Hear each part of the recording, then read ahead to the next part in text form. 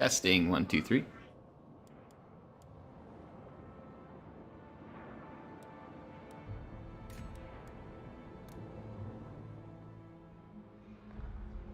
Hey folks, sorry I'm late. Let me know if you can hear me. I think I've got everything set. I was trying to finish dinner. We made some orange chicken. It was pretty fantastic. Good stuff. Anyway, so now I'm happy. Had a good mountain bike trail ride. Had some orange chicken for dinner. And then I get to come stream, so it's good stuff. What's going on, folks? Nikki, old timer. Double air? Wait a minute, what's double air? Regina, thanks for being here tonight. Killscribe, thanks for being here. I'm gonna switch over. Here I is. And all my ugly mug glory as per usual. But yeah, how are you all doing tonight? Thank you everybody for joining. For those of you who are going to be watching this afterwards, I appreciate you watching these in the live stream format. I've been having fun streaming the Oxyotl campaign at least once a week. I know it's a little different than a normal recording because, again, my ugly mug's down here in the corner. But it gives me a good chance to interact with the folks who are able to join live. And we'd love to have you here. If you've never made it before, it's a really fun time. You should definitely join in.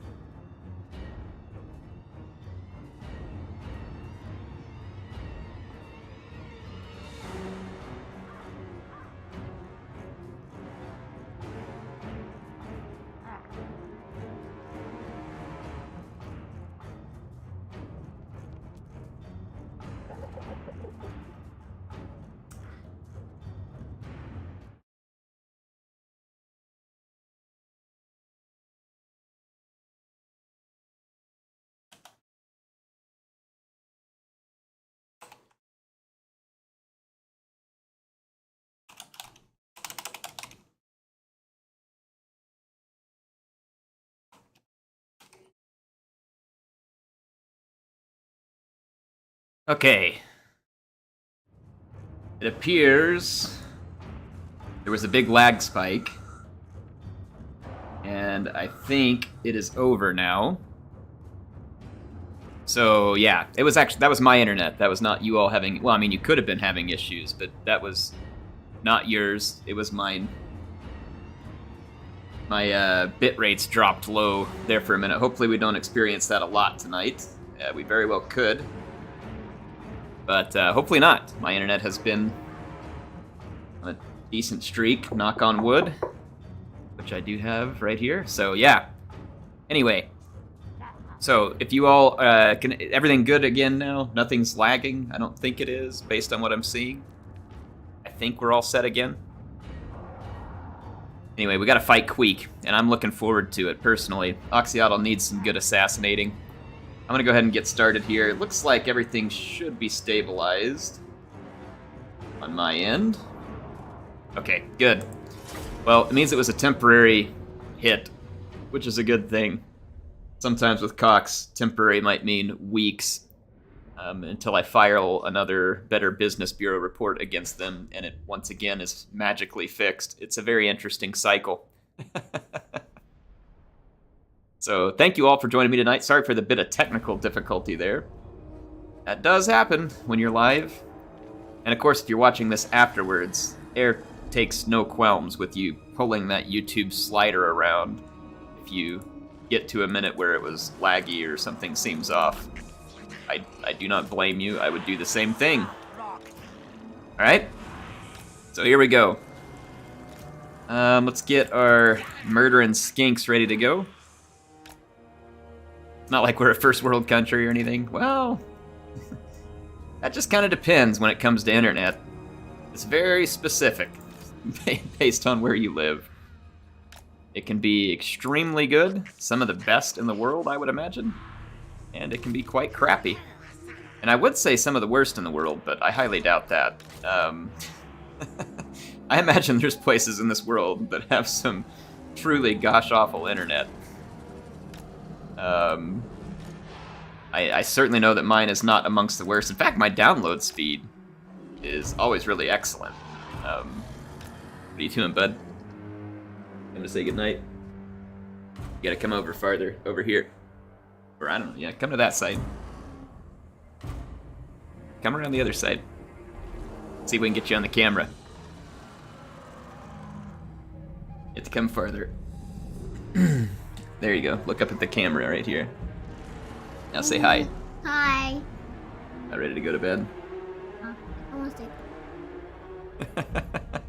Alright, bud. Get some sleep, okay? Got some school in the morning. Alright, look We at need to say the prayer. Oh, yeah? But you all go ahead, okay? Alright. Got the little heirs there. Getting ready for bed.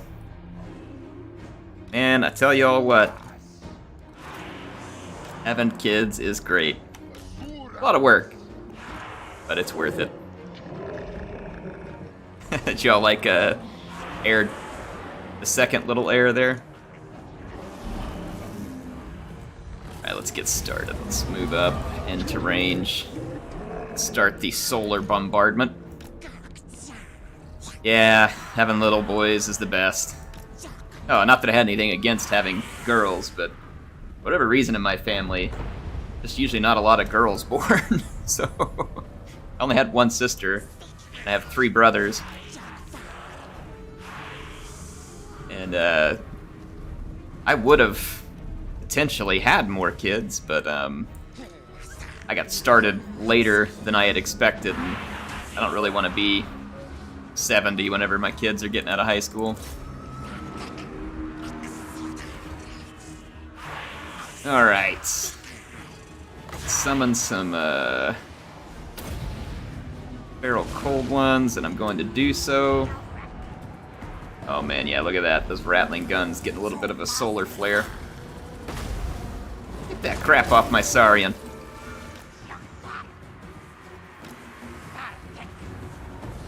Yeah, if you want to gamble, I think it's an exclamation point gamble, and then I think you put how much, assuming you have that much, obviously.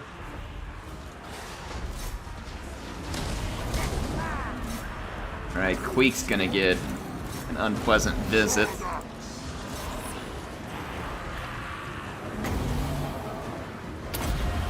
There we go.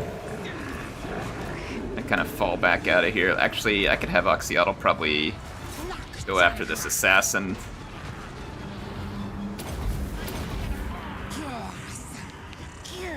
I'm gonna hit that council guard. And Croak Daddy, I need another deliverance of pizza right here, please.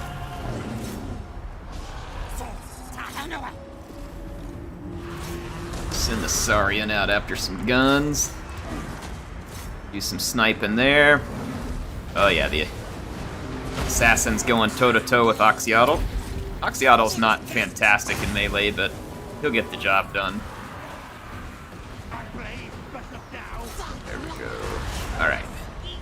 And Queek is getting owned by Chameleon Stalkers and Saurus Warriors. Croak's got 217 kills. Alright, Coatl, if you need a little tasty snack here. Apparently one's too low to gamble.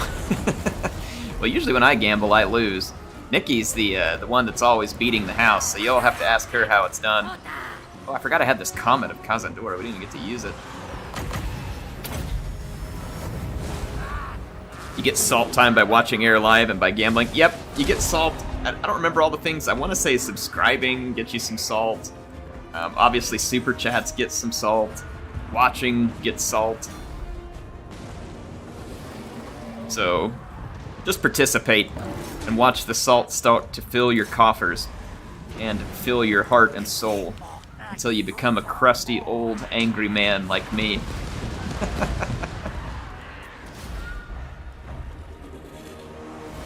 Yes, subscribing. That's right, Killscribe. It includes your name.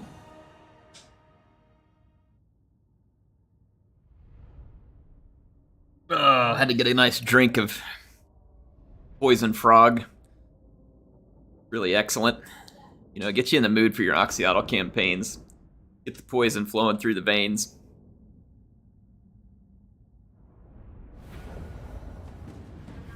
This campaign's fun, man. You get a lot of battles in this campaign. I really like it. A lot. And the little skinks are definitely fun to control. Alright, so our mission was successful.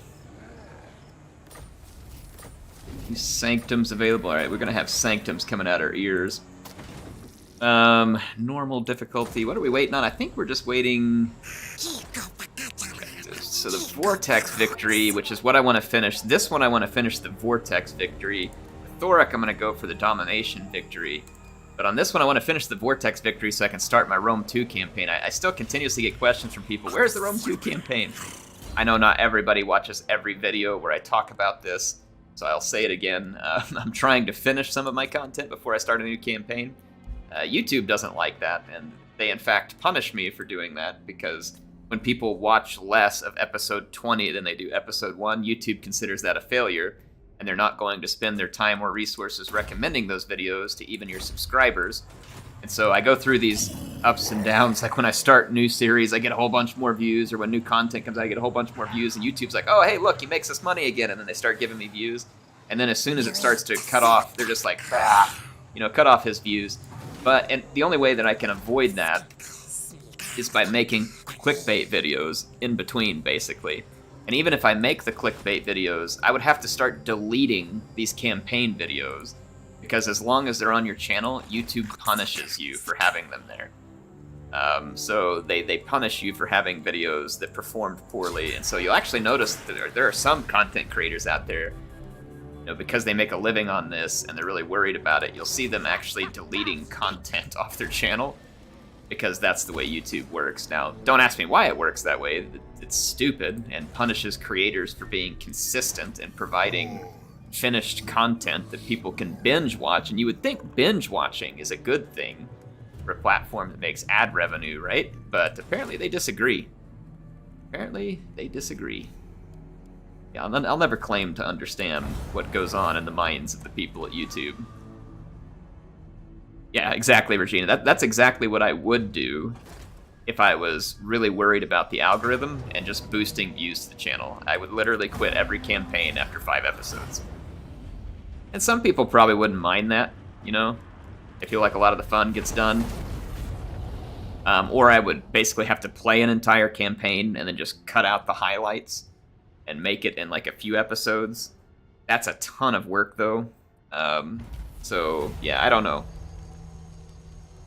I think if anything, some part of me, I don't know if I'll ever be able to do it, but I've been thinking about different ways where I might be able to do it.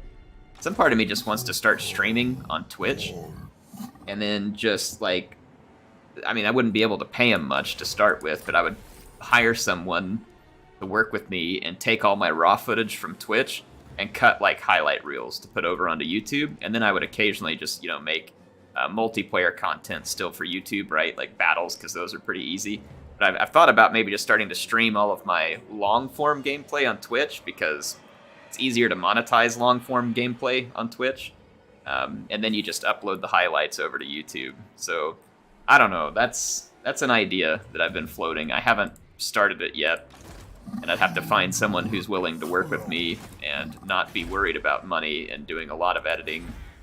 And then, of course, if it starts to take off and do well, I would then be more than happy to be able to pay that person more, you know what I mean? That would be the idea, but I won't have time to take all those and edit them into highlight reels, so I would have to hire help. And when I say hire, I would only be able to give people a small fixed amount to begin with, and then, like I said, if we can build it up, more than happy to just start cutting them into more than more, because if it benefits me, then it needs to benefit them too. So anyway, it'd be fun. I'd like to try it. Twitch has worse rules than YouTube on some things. They do, but I don't think any of them would impact me. I'm not doing any hot tub streams. I'm not playing any music in the background. And the games that I play don't have anything that's going to get claimed, so I think that I would be good. Now, I know a lot of you would probably like me to do the hot tub stream, but I don't know if I can do it. Did they ever stop those, or is Twitch still just nothing but hot tub streams? Remember, I logged onto it the other day to see if one of the people I watched was still making content, and like all there was going on was like hot tub streams. I was like, really? You started a website for game streaming, and it's nothing but hot tub streaming. It was pretty ridiculous. But hey, I guess if you're into watching people in a hot tub, then Twitch is fantastic, man. I only watch Anno 1800 vids on there. Yeah, you know what's weird? I don't like watch a ton of it anymore, but like for a little while, I kind of liked every now and then playing a little bit of PUBG when it was brand new. I don't like it anymore, but I still like watching Choco Taco sometimes over on Twitch. And so that's really the only reason I even log on over there. That could be a whole thing, air hot tub stream. Yeah, I mean, it would have to be a very salty hot tub. I mean, like extreme salt. So, let's see. I need to get Oxyotl back over here because the Skaven are trying to retake some of the stuff that I liberated from their control. Enter an ambush stance. See if we get lucky here and catch them coming at Golden Tower. Air salt tub. Sounds disgusting, personally, but oh man, good stuff. Anyway, yeah, it's an idea that I've batted around. I don't know if I'll ever go through with it, but I was thinking like maybe I could stream like 3 nights a week for like 2 to 2.5 hours. That would create anywhere from 6 to 7.5 hours of content. I get that uploaded into a cloud, and then I let the editor that I'm working with start editing it into videos to upload.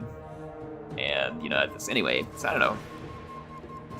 Thought about it. And then that way I could play a lot of campaign, because I'd be playing it in the big long-form chunks. So... Hidden House has a good question here. Says, as a content creator, do you enjoy watching other creators' videos?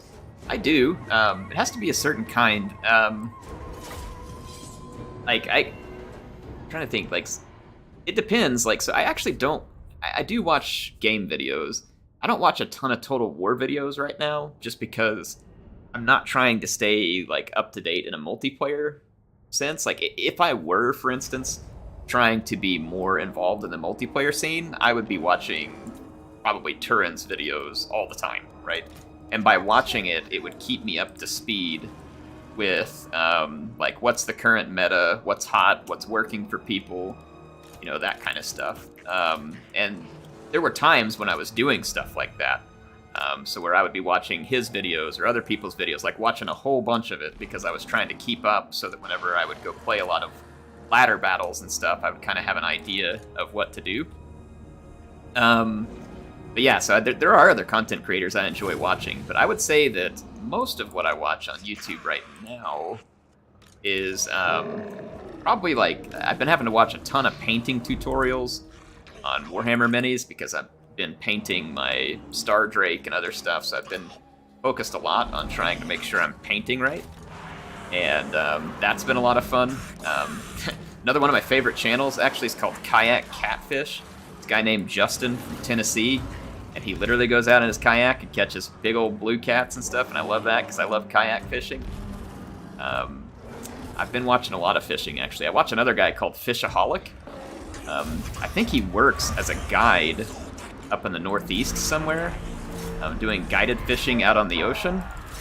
And I love his videos. He makes real clean, nice, like well-produced videos. Like he uses a drone, got a sweet, you know, rig and setup and everything. Like he's got a really nice setup. He's doing a fantastic job.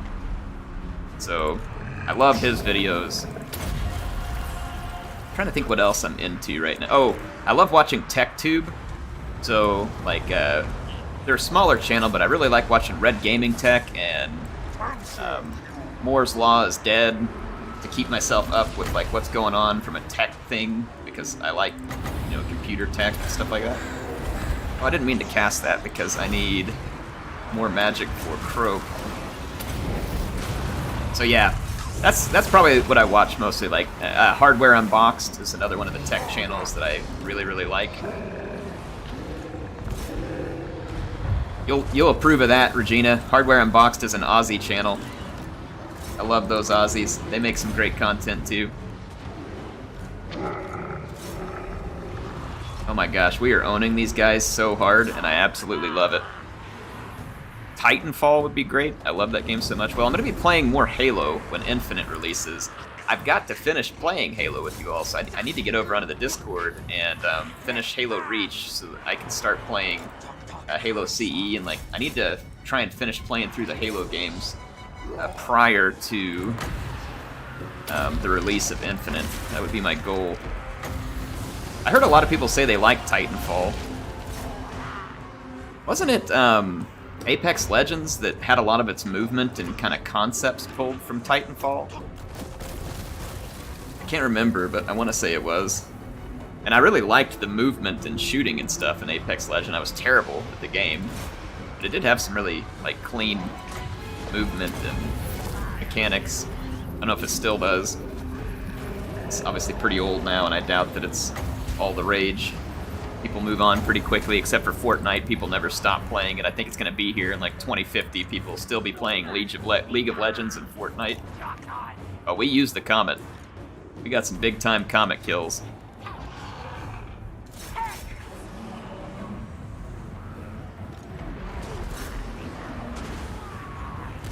Never heard of that, but I know any Aussie channel would either be hilarious or annoying to watch. There's no in between.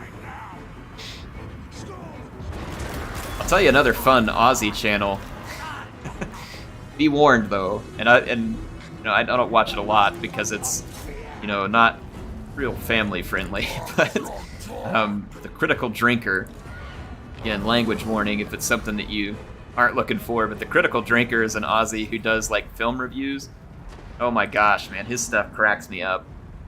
And honestly, Hollywood needs to hire him because he's pretty on point with his review of movies and stuff. He's pretty good at it. So, Apex takes place in the Titanfall universe. Okay, Titanfall's movement is better than Apex, but I never played Apex. Apex wasn't bad. Like, it was pretty good for a free-to-play game. It was pretty good. It was fun. It got a little too sweaty for my liking, and on Halo, when you play a ranked playlist, it tries to match you with people of a similar rank. I don't think Apex got that for a long time after launch, and more games need that. It's one of the reasons why I couldn't play PUBG. You can't get better at it when you're just getting owned by people who are on there hitting Twitch clips, and you just get destroyed, like utterly destroyed. And so you can't learn how to play the game because it's not matching based on skill. And so basically it puts some of the like best players in the game up against a whole bunch of noobs, and so the best players are knocking down like 30 or 40 kills a game, and you're just there to help pad their kills. And it really needs to be, like, shooter games need, absolutely have to have skill-based matchmaking. And really, I wish that Total War could get a skill-based matchmaking system as well, because it's a good way to get people into the multiplayer scene without worrying about just being made an idiot of. So I think that it's a good thing to do. But yeah, when a game gets too sweaty like that, it ruins it for people like me who I don't have a choice. Like, I have to play the game more casually. I can't dedicate my life to a game like that. Like, I can't come and grind Halo for hours a day. But that's the great thing about Halo is I don't have to. They have game modes where I can just come in and play social games in Halo and have a good time without having to grind the game hours day in and day out. And same thing with single player and Total War. You can come play the game. You don't have to grind tons of gameplay. Now the multiplayer though, you'll have to find friends if you don't want to have to stay up with the grind and stuff. But anyway, that's just my thoughts on that. Gamer elitism is the most annoying thing. Yeah, it kind of gets that way. Definitely kind of gets that way. A lot of the pros... It was funny when I was watching PUBG back in the day, just because I found it entertaining. I would watch like Choco and Shroud play PUBG. And a lot of the pros are always saying like, no, they shouldn't add skill-based matchmaking, and I was always like, why? Like, what is wrong with skill-based matchmaking? Because it's weird, because the people who play Halo, they love the skill-based matchmaking. They want to be playing, you know, the good people, because then it increases their rank, like they're trying to get all the way up to the highest rank. And so I've noticed that in Halo, the people, they don't seem to slink away from it as much, and I've always liked that, because you can tell, like when you're playing a social game, and when you get like a real talented Halo player in your game, you'll know, because they'll get like 35 kills out of 50 and totally carry a team to victory because they're just that much better. But the good thing is when you're playing social games, that doesn't happen every time, right? And so you definitely have a lot more chances of just getting some good, fun games in with people. And that's one of the reasons why I've always enjoyed Halo, despite the fact that there's a huge skill gap between myself and other players in the game.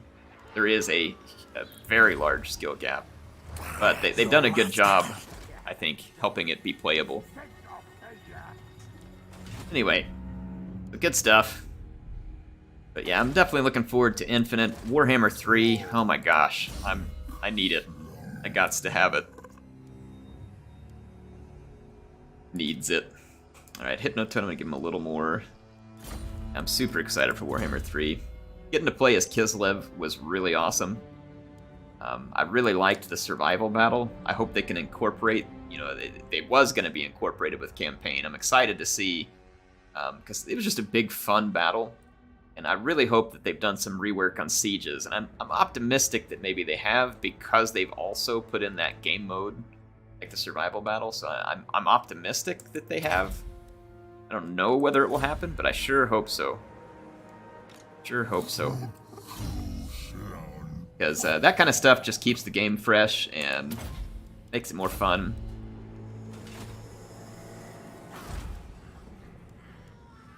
Oh, our mission from the old ones is right here. Oh my gosh. These guys not... Oh, okay, never mind. I gotta end one more turn. Hopefully they don't attack me. They might. If they don't attack me, then I get a chance to catch up with them and put them out with my Dino army here. Are you planning to do community Mythos battle live streams when it's out? Yeah, we'll do some. I actually really like the multiplayer on Troy. It's pretty darn fun. I don't know a ton about it yet, but I've played some with Appius. I've played a couple battles with Indie Pride over at the Milk and Cookies Total War, and it's fun. Like, I actually really like the multiplayer in the game. It's and they haven't even really done a ton with it, and it's already fun. But the maps on that game are fantastic. Like, the maps are really good. They did a fantastic job with map design in that game.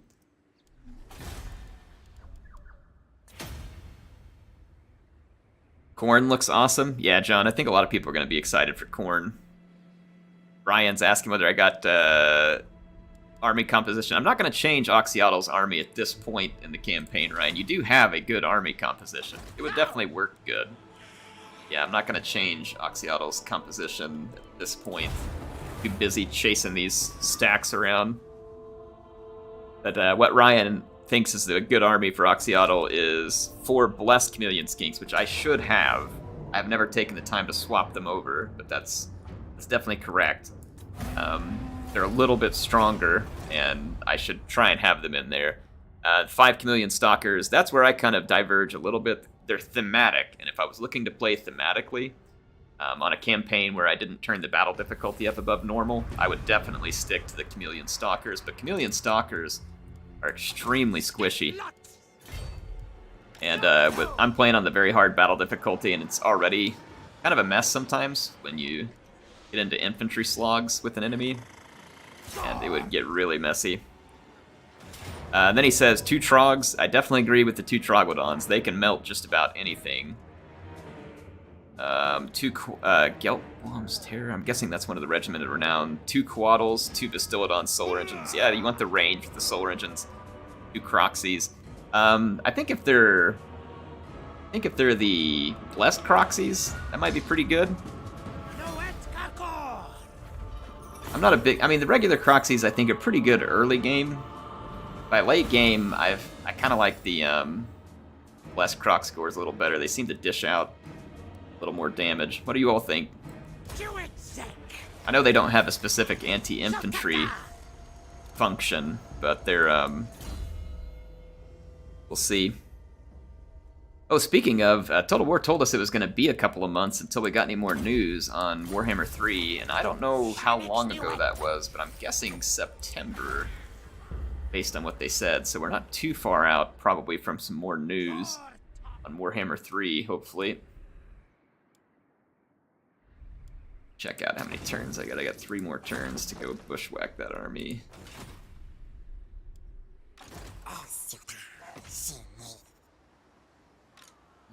These guys are gonna run away, probably. That's the army using a generic lord. I don't have the funds for it right now.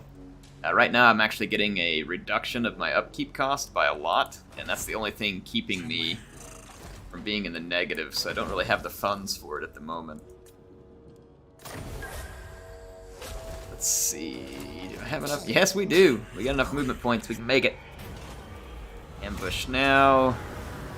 Gonna auto-resolve these guys, they're a bunch of losers. Grab some cash and some ammo. Some more saying. We're gonna have sanctums in every settlement across the entire map. Speaking of, let's go to Lothern, and I'm gonna build this to get better vision.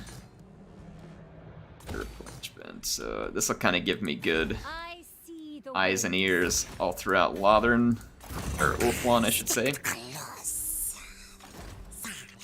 Broke leveling up again.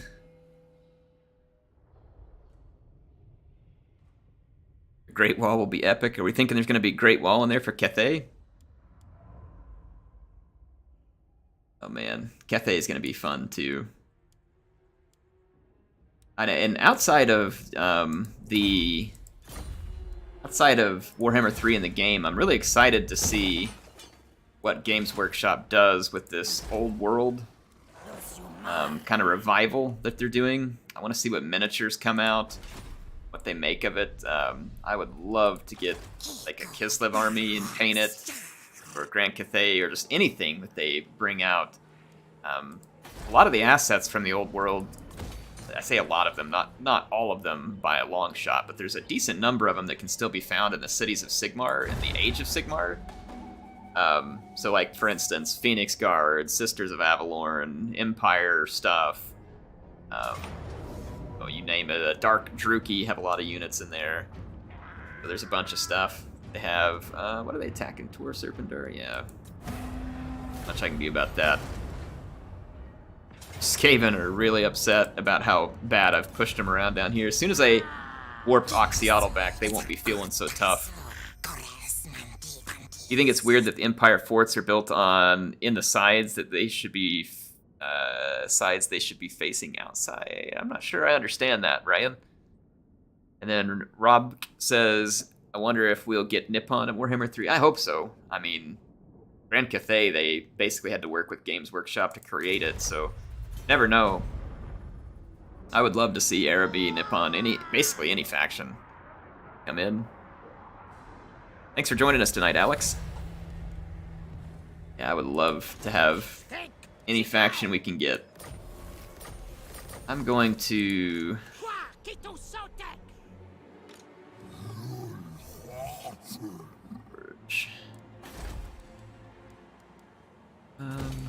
Both. I gotta keep the fight up against the Druki. I'm gonna have to disband that other army. It's too expensive right now. Got a not so great cash situation. I mean, I could try and just earn enough money from beating the poo out of people, and that might be a possibility, as long as the Skaven keep presenting themselves for beatings like Tretch is here. Let's fight him. Old Timer says, I think there was a post that said no to those. Well, I mean, they said no about Araby, but the way they said it, they said they didn't have any plans right now. Does that mean they don't have plans for Warhammer 3? Does it mean they never have plans? I mean, it sounded pretty bad when they said it, like they would never consider Araby, which to me is stupid. Like, if I'm CA, I'm not ever saying I'm never going to consider something. I would keep all of my options open. Like, even if I was pretty certain that I would never get to it, I would go ahead and keep those options open.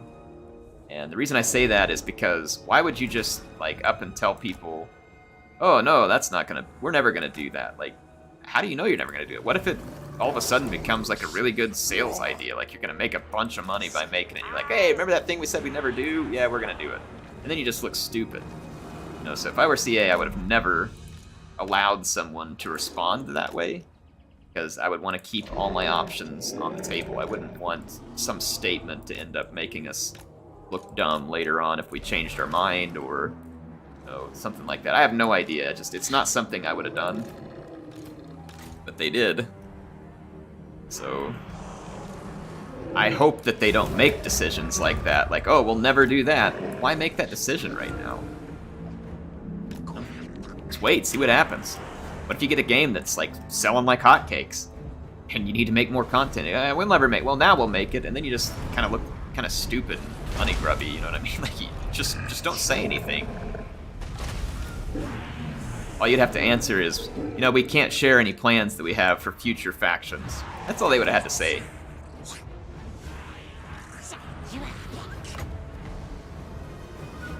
We have lots of exciting plans for factions in the future. We can't share those at this time, but we will as soon as we're able. How about that?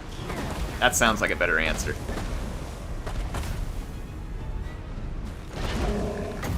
Hey, listen. Bunch of Skaven jerks. I'm gonna drop a pizza on your face like you've never had before. It'll be the most delicious pizza.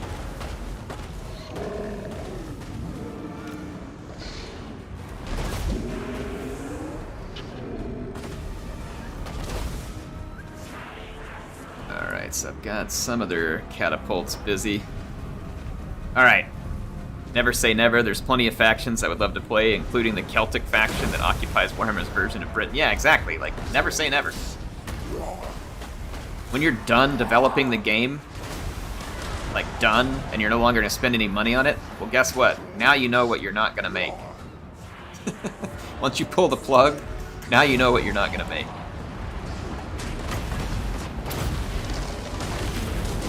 But that is the only point at which I would say never.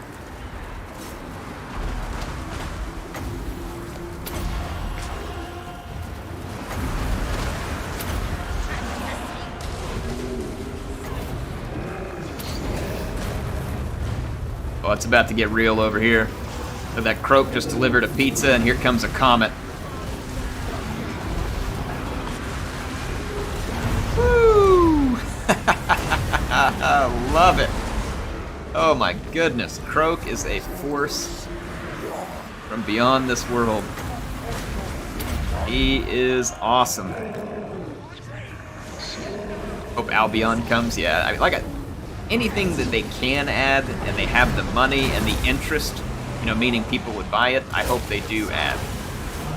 I want Warhammer 3 to be wildly successful for selfish reasons, because I love the game, and I want a lot of people to like the game, and I want it to be awesome.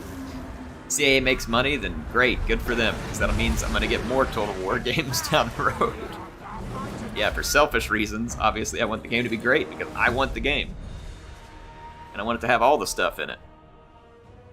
Have you had a chance to check out the Star Wars Visions trailer? I have not. I haven't watched any Star Wars stuff since Mandalorian went off. I'm kind of teaching Disney a lesson here. It's like, if you want me to keep my subscription, you have to keep having Star Wars shows on. I know people are like, well, Bad Batch is on. Yeah, no, but they trickle stuff out, like one little episode at a time, once a week, like real slow. Like,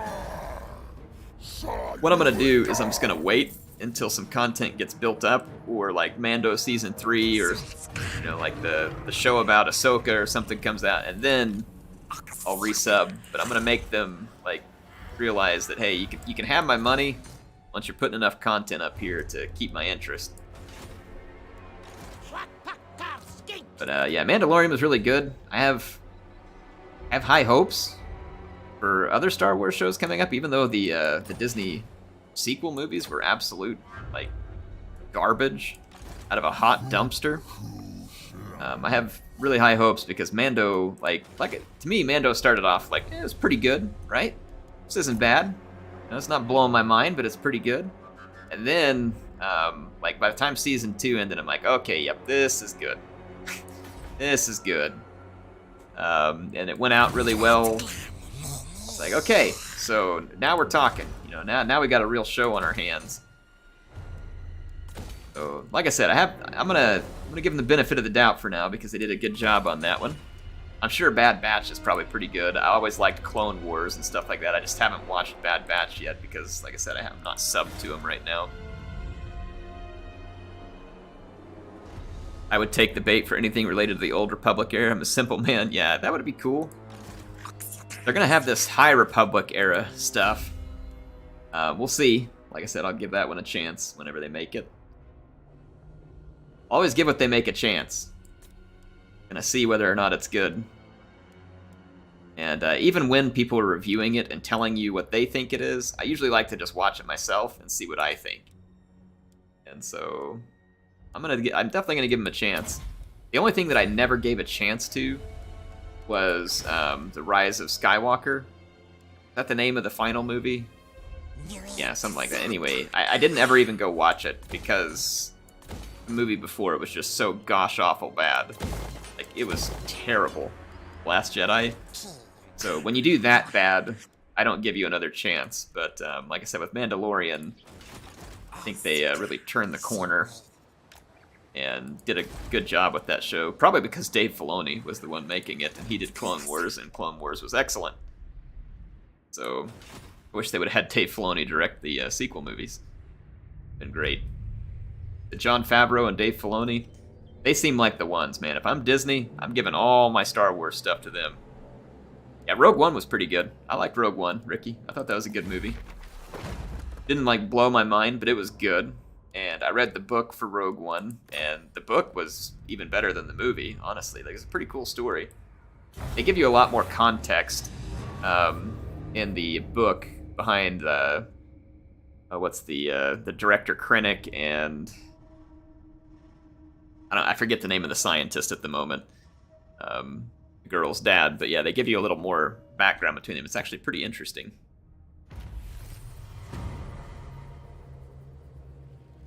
Trolls building is really good. It triggers a lot and does a lot of damage if you surround your main province with them. Alright, Ram, I'll check that out. Get 2 blessed steggies if we kill a bunch of enemies in battle. That sounds like a good plan. Plus, Killscribe likes it when we kill a lot of enemies in battle. Kills for the Killscribe. Have you heard of the fan-fiction Star Wars versus Warhammer 40k? No, I haven't. I'm sure that Games Workshop, if they hear about it, it sounds like they're going to shut that fan-fiction stuff down.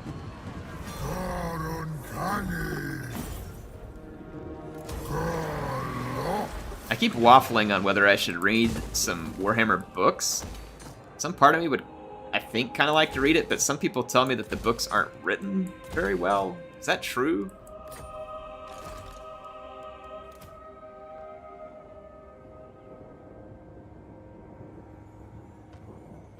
$40k stuff's way more out there than Star Wars. Yeah, I mean, it seems pretty fanciful. I mean, 40k is like any crazy thing you can imagine. It's happened in their universe. Regina says, fortunately they aren't, as long as you don't claim that it's official stuff and that you don't own it. Okay, well that's good. I don't think it's a real, I mean, I understand what they're doing in a way. I don't think it's a real good look. I'm not sure it's the right move from a PR standpoint. Even if you know, what, I don't know if it's an old saying, but think about it this way. Sometimes doing the right thing the wrong way is as bad as doing the wrong thing. So, not always true, but sometimes doing the right thing the wrong way is as bad as doing the wrong thing. My opinion. But there's times when you gotta think about that.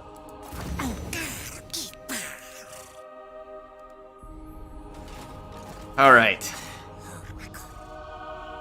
Let us go. Slatland. Where is Slatland? Why the heck is this province, like, spread out like this? The stupidest... Look at this! Like, spread all across there all weird. That is the most strange layout. Ismail, I'm not sure if you were here earlier, says, what about the Rome 2 series you said was going to be started? I'm trying to finish some of these campaigns before I start that one. I can't keep... Like, I have 3 campaigns going right now, and if I started a Rome 2 campaign, that'd be 4.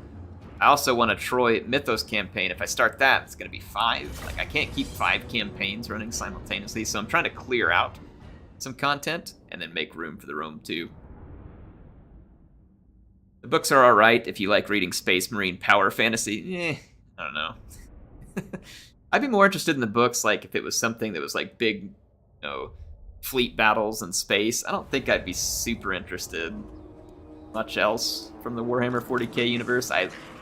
Probably because the fleet battles would be more interesting, and I think that's probably part of the reason why the only 40k thing I've really gotten interested in was Battlefleet Gothic. The computer game Battlefleet Gothic Armada. I really liked those games a lot. I loved the big fleet battles. So if they had books that were kind of focused around like fleet battles and stuff, like, so for instance, when I read Star Wars books, I really love the Thrawn books because they're always focused on some good fleet action and some strategy, you know, that kind of stuff, a little mystery. So like anything Thrawn based is usually good reading. So if they had something like that, 40k, I'd be pretty interested in it. But fantasy is pretty solid. 40k seems almost $2,000.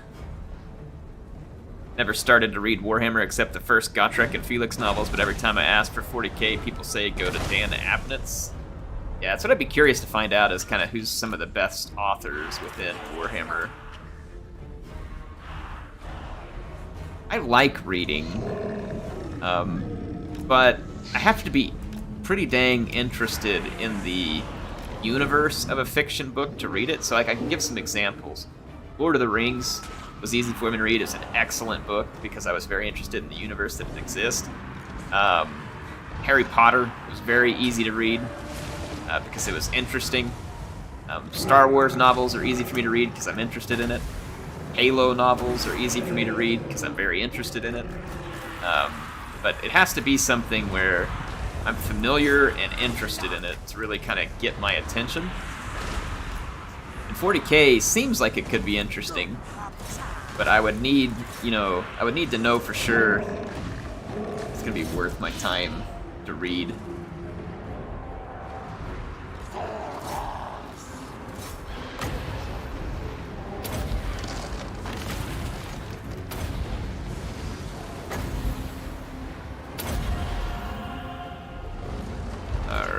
I didn't have time to croak anyone.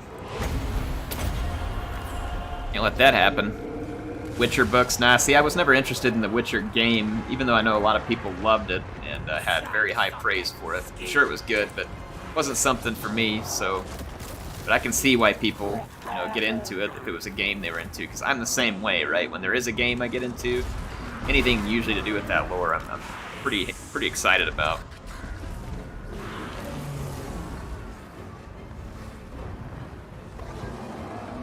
Dune books before the film premiere. I never read them, but man, Dune did kind of have like a cult following. I watched the old movie. It was strange, but pretty interesting. Definitely strange. Strange would be the first descriptor I give it, but it was interesting. Every 40k race met their fantasy counterparts, how would their relations be? I don't know. That's that's a good question. I feel like all the 40k races are just huge jerks. Like, that all of them are just demented, twisted jerks. I mean, correct me if I'm wrong, but it seems like all of them are fairly demented. But that's probably the purpose of it. They're always talking about, like, being the grim, dark universe, and they aren't kidding. They do have some fleet battle books. See, I might be more interested in that. Like, for instance... The game I played was based around Spire and, him fighting, that stuff. So, like, that'd be cool. Like, I could read that. I have a little insight into Spire now that I've played the game, and that would, be enough for me to kind of feel connected to one of the characters, enough to want to read it.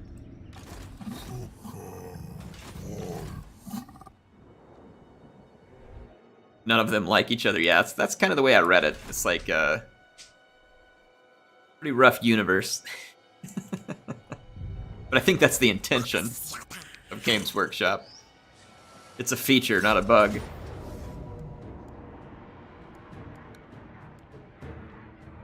I'm gonna go ahead and auto-resolve Queek, because this is just kind of a joke. Wants to kill my Chameleon Stalker, though, so that's not a joke I'm okay with. Let's fight this.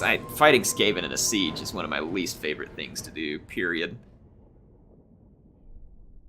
Tyranids, because they're just there to eat. I guess it's true, they don't have a lot of... But I mean, the fact that they just come in and, like, destroy everything in a gruesome fashion, right? It's not just that they're coming to eat you.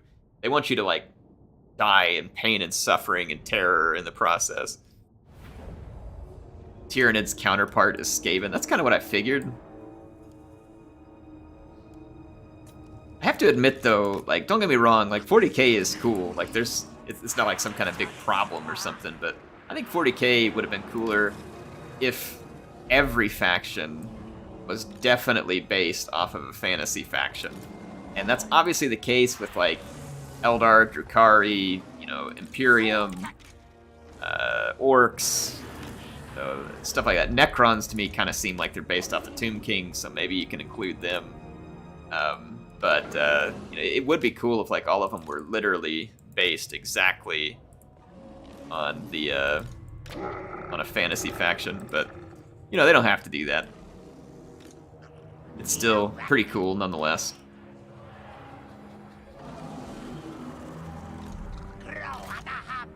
Just from a design standpoint, I really think the Drukhari ships look really cool. Like, if I was ever going to have any Battlefleet Gothic models or stuff like that, Drukhari ships look really cool. I mean, the Imperium ships are okay, like the giant floating Gothic cathedrals. I mean, nothing wrong with it. But I think the Drukhari ships have a lot of style. But, I mean, the Drukhari are some sick, twisted weirdos. I'd have to not think about their lore, I just have to look at the ships. They are some... It's like an entire race of serial killers. I listened to a video from, I don't know how to pronounce it, it's like Luton? Or however. Anyway, he does these lore videos, and I listened to a couple of his lore videos about 40k just out of curiosity, and I was like, oh my gosh. Drukhari are some demented freaks.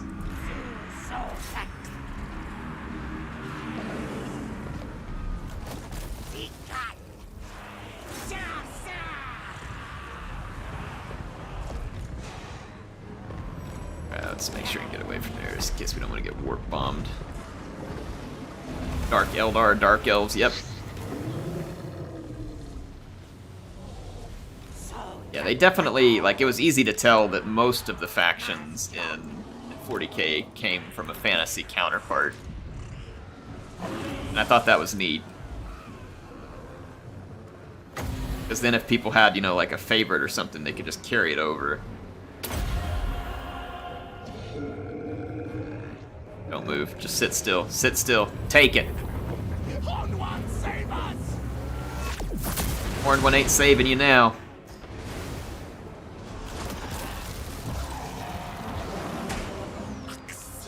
Be careful. I don't want them to warp bomb. I don't know if they have the warp bomb, but they probably do.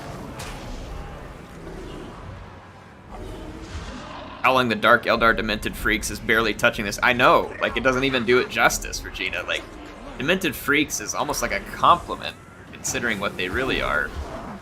They are... Whew. I don't even know if we have words to properly describe them, like, from the stuff I listen to. Like, torturing people to an inch of their life, but, like, all their tech is, like, based on keeping those people alive so they can just keep torturing them and stuff. I mean, that was just a little bit of what I read or heard on that video. What a bunch of... Oh my gosh, like... weirdos.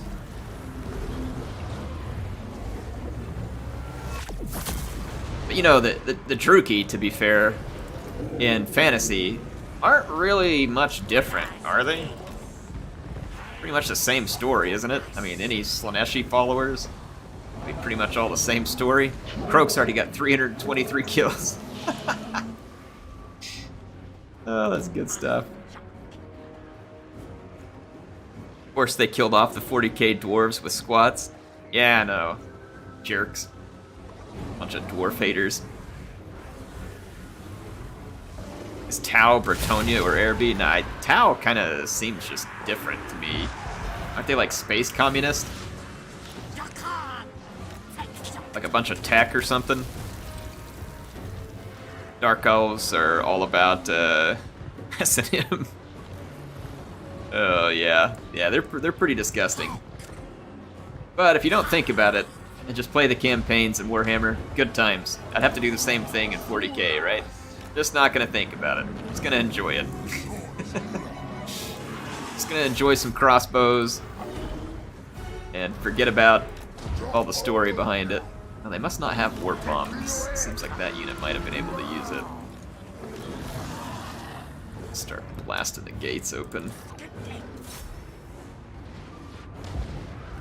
Alright, Croak has really got a lot of winds of magic, so I'm gonna keep just absolutely annihilating their infantry over here.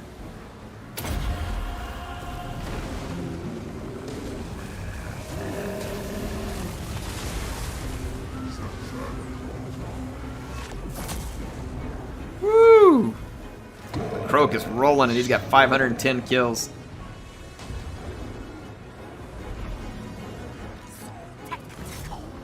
Alright. Tower, like Gundam people. Space communist. Well, I could have sworn I had someone explain them to me as space communists. Now, to be fair, I don't know what they are. But I could have sworn I heard someone call them space commies. I don't know for sure. If I'm wrong, I'm wrong. Someone correct me.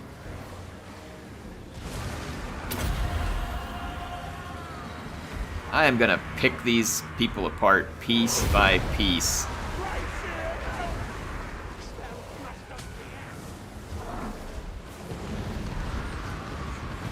Had Dark Elves, Cult of Slaanesh army.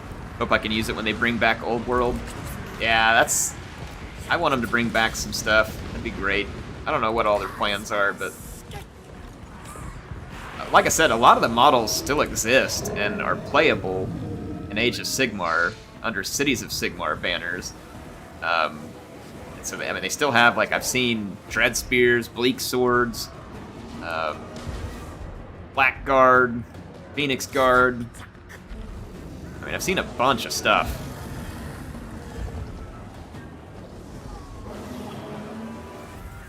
Except for a collective good thing, but that isn't really... Tower, not really space communists, they're more anime. Commie thing is just a meme. Okay, alright, so it's a meme. Their society isn't anything like commie. Got it. Alright, so Regina clears it up for me. Thank you. So I guess I heard the meme and took it literally. They have a collective good thing. Okay, I see. That's probably where the communism meme came from then. In any collective thing, people probably just tagged them as the commies. That makes sense. I got it. Thanks, Regina.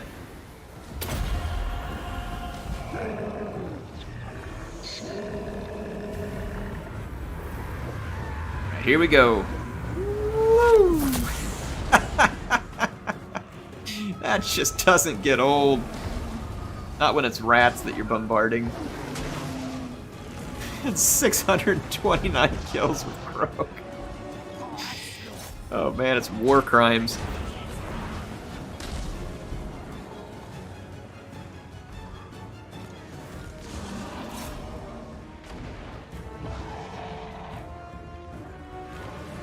I got some holes in the wall here.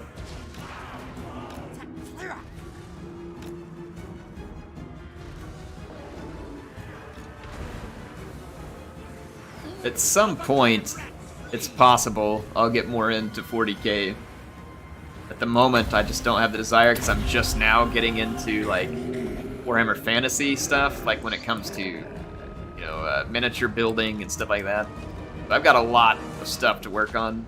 I mean, my personal interest feels more fixated on fantasy stuff at the moment, but I wouldn't keep my mind closed to the idea because, you know, like I said, at first when I saw Battlefleet Gothic, I was like, oh, it's 40k, I'm not sure if I like that, and then I tried it, and it was really fun. And it was neat, and it was kind of fun to get to know those factions a little, so, you know, I'd be down.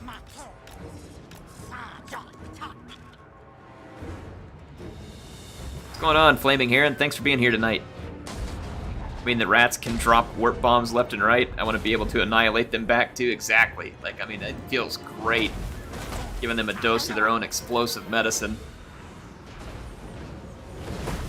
Absolutely love it. Boy, we're getting hammered by artillery here. I have to watch it, but I want to get this gate open. They just keep going in and out of it, and it's making it hard for me to shoot it. And then CA, please. My units can't get good line of sight.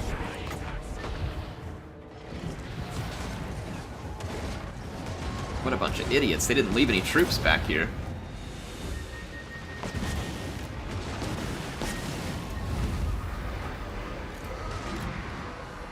Alright. I mean, they are Skaven, so I probably shouldn't be surprised. Oh my gosh, I've got another Deliverance of Pizza. I've got a Deliverance Tier 3 here.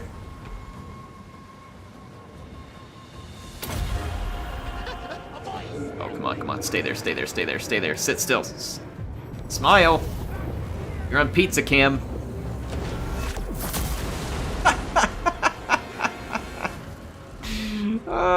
841 kills. Oh, that's good stuff. That's good stuff. I love it. Oh, man, that's good.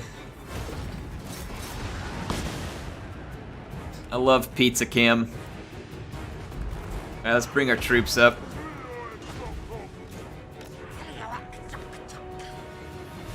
Alright, Shred Boy. Let's go teach them the meaning of pain and suffering.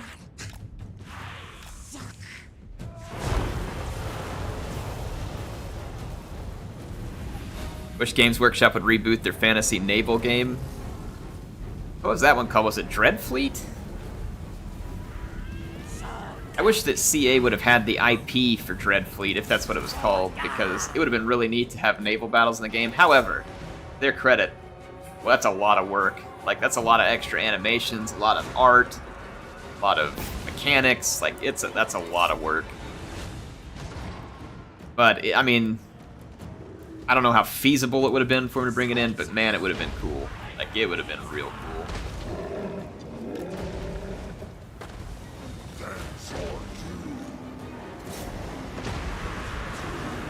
It's quite a bombardment we're getting here.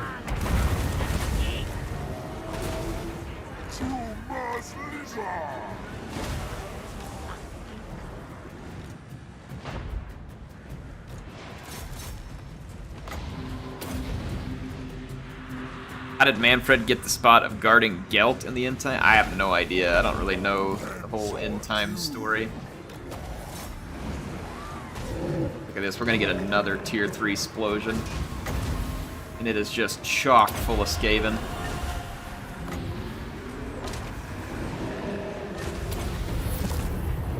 Watch. Here goes. 1,006 kills on Croak. We have definitely reached peak war crimes.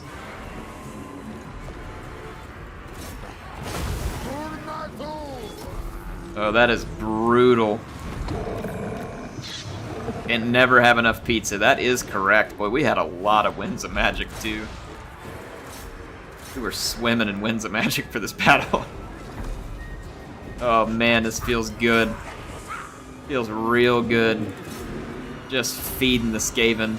Big dose of their own medicine.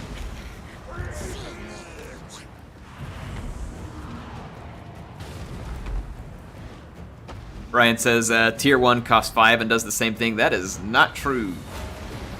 Tier 1 does not do near the damage that Tier 3 does. If you have really lightly armored stuff, Tier 1 can work pretty good, but as you move up the tiers, there's an incredible amount more damage that comes from Tier 3 because it increases the armor-piercing damage. Tier 3 definitely does the most damage. Unless the Ace changed it when I wasn't paying attention. That is certainly the way it used to function. Most of the Skaven roster is light armor, that's correct. However, Storm Vermin was a lot of what we were blowing up, and they are most certainly not light armor. They're up closer to 100. So I was blasting a lot of storm vermin. And even if something has fairly low armor, let's say like only 30 or something, it's still armor, and it's still going to provide them some protection. So the more AP damage you put into something, the better it is, regardless of whether it's high armor or low armor. And since we were swimming in winds of magic, now if you just needed to get the most bang for your buck, you could probably optimize it that way. And be a little more careful with which one you were using on which target, for sure.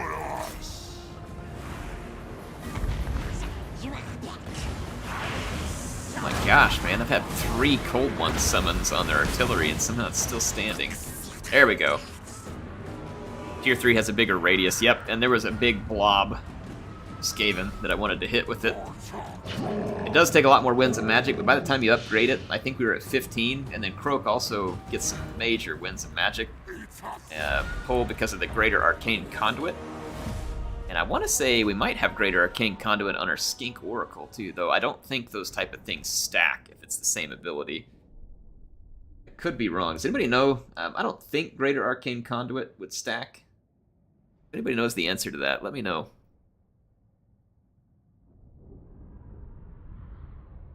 Watch on. I'll lose track of the time of my phone's up there being my webcam. 9:25. Okay, good. We got plenty of time. Since I started a few minutes late, we'll run a few minutes late too. Ooh, boy. We killed a lot of enemies in that battle. So we picked up those blessed steggies if we need them. I would like to have them. I love how Croak can easily outperform the legendary lords most of the time. In the right scenarios, he can. He's pretty useless whenever you get a bunch of single entities.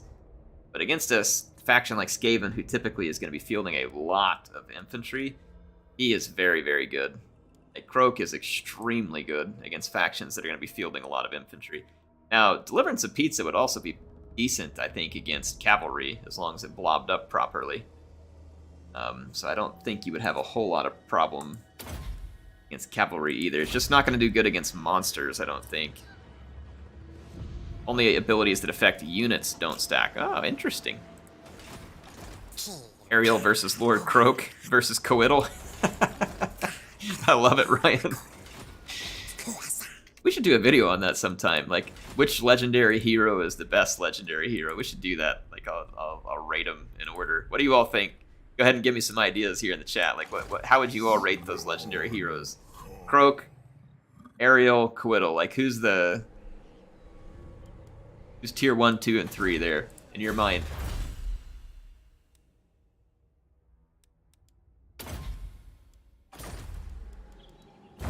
I like all of them. They're all fun. Ariel's really cool looking too. She's got a neat model in the game. Oh, I forget Gorich too. Yeah, it's another legendary hero. Yep, throw Gorich in there. And any others that I may be forgetting. Alright, so we got an underway interception. They're going to kill off some of my stalkers if I auto-resolve it, so I'm going to do this myself.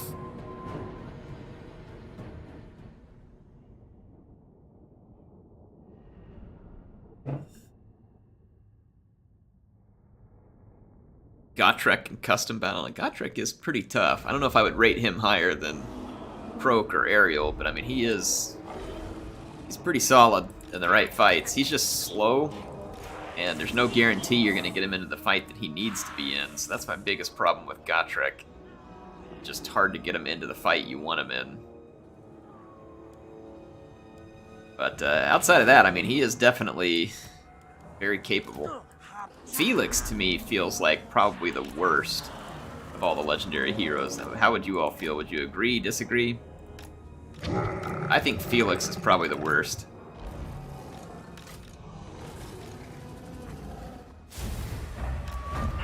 I mean, Felix is pretty crappy. Can Wolfheart's 4 hunters be included? Probably. I don't see why not. I mean, they're kind of a legendary special hero. Green Knight, I guess, could be included too.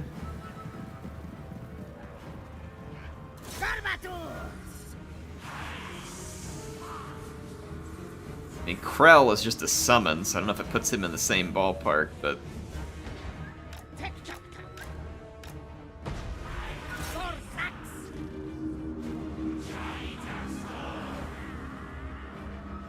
nobody remembers their names.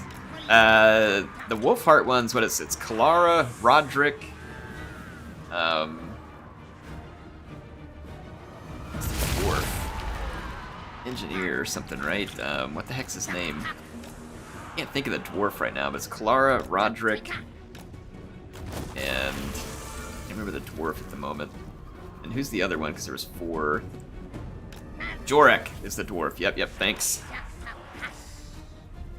Belagar's Unbreakable. Now, I do like Belagar's ethereal heroes. They are pretty good. Again, I don't know that I'm rating them above Ariel or Croak, but they are objectively good. Unless you end up fighting a bunch of magic attacks, but I think they're definitely some tough units, especially now that they've changed rune magic the way it is. You would be in really good shape. The ones that are with the runesmith one.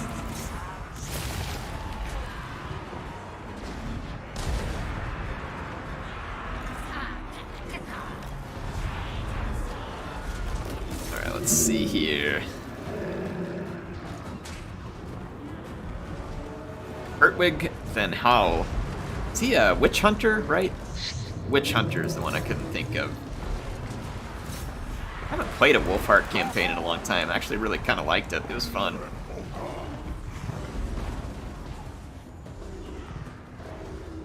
Thought Wolfheart was a pretty fun deal. I mean, some of his units were kind of goofy, like the War Wagon and stuff, but they're hilarious when you spam them off against the AI and have some fun with them. Wolfheart gets pretty strong. I guess I understand why CA nerfed him, but I kind of hate that they did, because at the same time, it's like he is Wolfheart and he's supposed to be really good at hunting monsters, and he's still pretty good at it. I mean, he was very strong. People were using him to like near insta-snipe stuff in multiplayer, so it was a problem. At the same time, like, some part of me hated that he had to be nerfed because it was more fun in campaign with him that way. Sometimes I wish... Sorry, hiccup. Sometimes I wish they could separate campaign stats from multiplayer.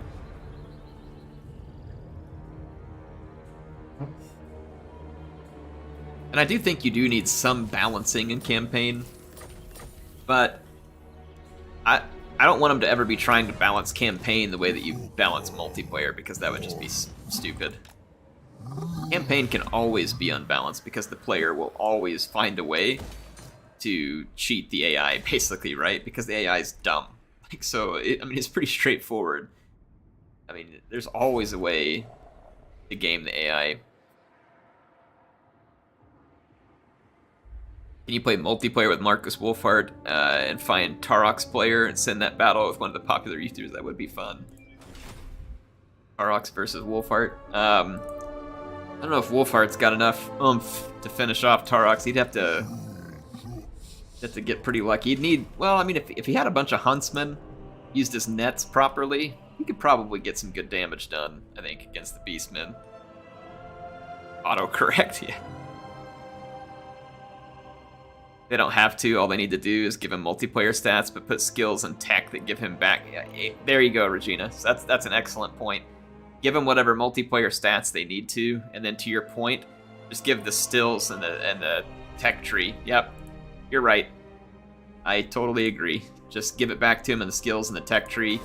Then people get to have fun with them being uber powerful in campaign, and you don't have to worry about being OP in multiplayer. Wild stream appears. That's right, Trantor. Thanks for being here. Excellent to have you here. Thanks for being the big supporter of the channel, too. What was the one? The patrols? Yeah, this one. But we need to use this one probably down where we're seeing more Skaven, I would think. So the next time I make a sanctum, which we can probably do, I could put a patrol in like this sanctum. We're not there fighting very often. Tear that down and put a patrol in that sanctum. Have a sanctum there. Let's grab one down here at Scraghole. I love that name. Scraghole is just a perfect name for a Skaven settlement.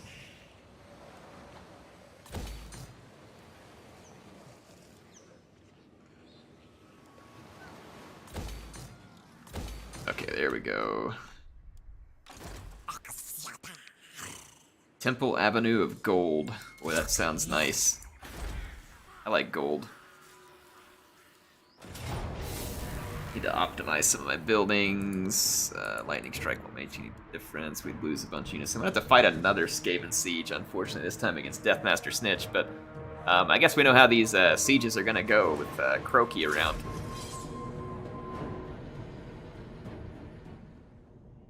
Less war crimes, more pest control. Have a good night, Austin. Thanks for joining us.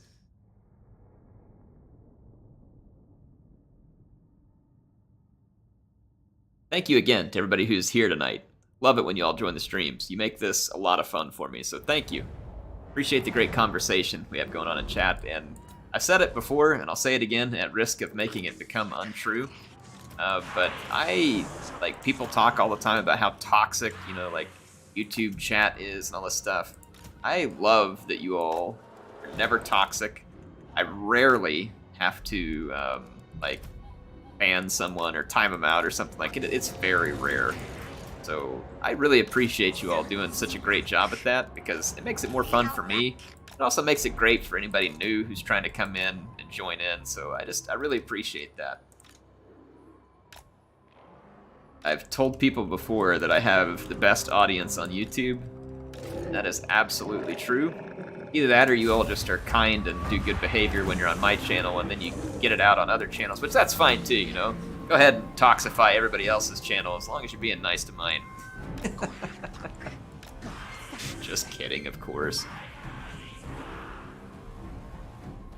Hang on, Hammond. Thanks for the 2. It says, what do you, I don't know if I turned on my alert box crap. No, it's not. All right, I turned it on now. He says, what do you call someone with nobody and no nose? Nobody knows. Bringing in the lame humor. Well done, Hammond. Thanks for the 2, and I appreciate your lame joke. You're always appreciated. I'm a dad, Dads can appreciate lame humor. We get it. We are it. We have embraced it. It becomes us.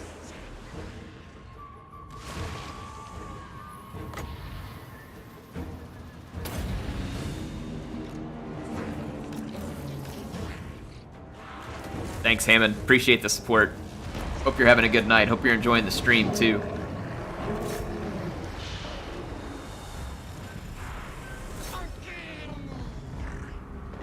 Woohoo, get wrecked. Alright, back up here a minute.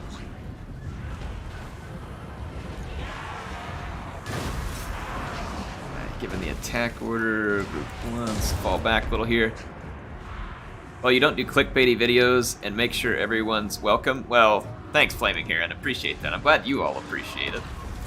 I do, I'm not trying to bash people, right?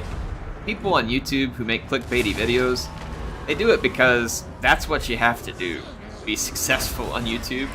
And I'm not faulting anybody for it. I don't like it. It's not my favorite thing to watch, but if YouTube is your source of income, it's just what you gotta do. That's the unfortunate nature of YouTube at the moment. It is what it is. Like I said, I'm not gonna hold that against folks.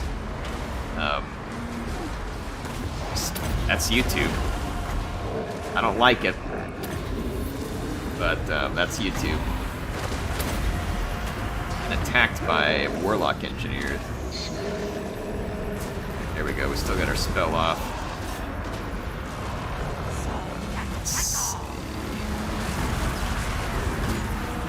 Yeah. So if y'all ever hear me saying that I don't like the clickbaity stuff, not an attack on a YouTuber who makes stuff like that, because YouTube encourages them to do it. They're doing what they're supposed to do, according to YouTube. So, again, it's not me attacking them. They're doing what YouTube asked them to do. I just don't do what YouTube asked me to do. That's all there is to it. I don't blame them. They need to make money. They've got to make a living. At my day job, that's where I earn my money, I do what they tell me to do.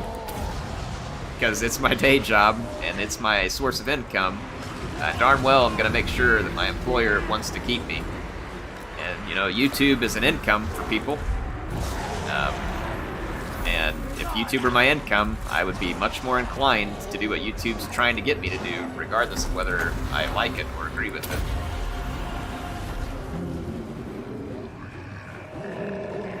You said you don't want to be popular, but you have 259,000 subs, which is close to Legend of Total War. My subs came over a decade, and honestly, right now, I'm actually losing subs slowly. YouTube's constantly deleting my subscribers, probably because many of them have been subscribed to my channel for a very long time. Like, I was looking at the stats, I still get a lot of subs on any given month. Anywhere from about 1,500 to 3,000 people are subscribing every month, just depending on the month. But I'm getting more unsubscribes than that. Some of them are probably real, because, again, I've been around for 12 years, people get tired of things, they don't want to be subscribed anymore. Maybe they don't like the content I make anymore, right? Maybe they subscribed to me when I was making Rome Total War videos. Now I don't. So I'm sure there's legitimate reasons why people go and unsubscribe, but for me, the unsubscribe stuff came in really hot and heavy starting about 2 years ago. YouTube basically just, like, stopped my growth, and what's really interesting to me is whenever new content will come out, for instance, I'll get a whole lot more subscribers, which is very common. Like, new content comes out, people find your channel because you're getting more recommendations, you get a whole bunch more subscribers. And that happened recently. I got this big subscriber bump. Like, I picked up like almost 500 or 600 subscribers. And I kid you not, like a few days after I got those 500 or 600 subscribers, YouTube deleted 250 subscribers off my channel, and then did another 100 and something, and then kept everything just slightly in the negative for like the next month. Like, I didn't have a single positive day of subscribership for like the next month, and they basically just perfectly, almost near perfectly deleted that 600 sub bump. And then as soon as it was deleted, my subs kind of came back up into the positive for a few days. Like, it's very odd. Like, I've called them on it before and asked them to explain it to me. But anytime you ask YouTube for help, they just point you to some FAQ. I mean, even with as many subs and as much money as I've made them over the years, they don't have a person talk to me. They're just not interested. Like, they're not interested in what you say. They don't care. They'll just tell you, oh, no, everything's working fine. Like, they won't give you any information, any more insight. Like, don't offer to, like, get on a Zoom call with you or anything and try and explain things or look at it or show you. Nothing. They're just not interested. And so it's very weird. Like, it's very odd. I don't know what's going on with it. Like I said, I can imagine there's a lot of legitimate reasons why people would be unsubscribing to me when I've been here for 12 years. I may not make the content they want anymore. There's a whole bunch other, Total War YouTubers right now, and people may find them more interesting than me. Like, so again, I don't doubt that there's some real reasons why people don't subscribe, but it isn't just that. It always follows, like, the number of people that I get to subscribe. It almost always follows that YouTube deletes that many. Like, they're holding me in a certain spot. Like, I do numbers for my work. Like, I do a lot of numbers and data.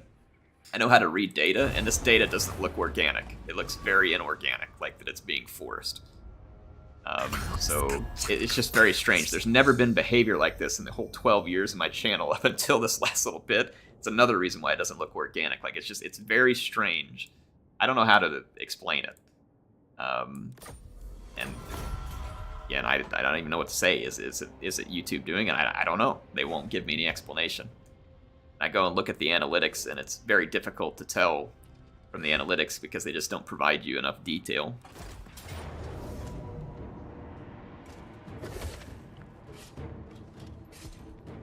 You would have to have a really, really big YouTube channel, making them a ton of money before they would probably have a person, like, actually get on the phone and talk to you. I can chat with people at YouTube. When you chat with them, I could be wrong, but it just feels like you're chatting with someone who's, not really loving their job, working a call center or something, and they don't have any particular knowledge. Like, they don't seem like an expert.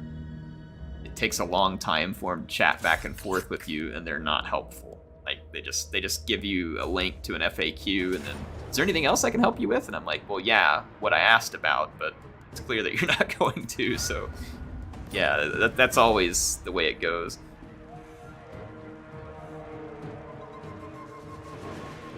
So I don't know. Like I said, I don't. But the good, like I said, the good news about it is, like, as much as it frustrates me because, you know, I work. I'm not like the world's hardest working person, but I worked hard on this channel.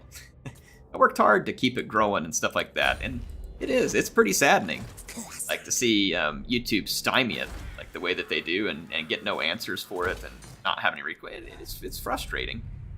But at the same time, like, I'm sitting here streaming with you all tonight. What does it matter what size my audience is? You know, like I said, this isn't my income source. What does it matter what size my audience is? I'm having a good time. I've got you all here. Mentioned it earlier, you're the best audience here. So that's what I keep bringing myself back to. In the end, I'm not gonna let myself get bothered by it. I'm just gonna have fun. And hopefully y'all can tell I am having fun. I still like making the content. A lot. And that's what I'm gonna keep doing. Not gonna be daunted by it. There we go. Alright. Getting some good conquering going on here. I need to look at the whole building situation because I'm starting to take on quite a bit more territory.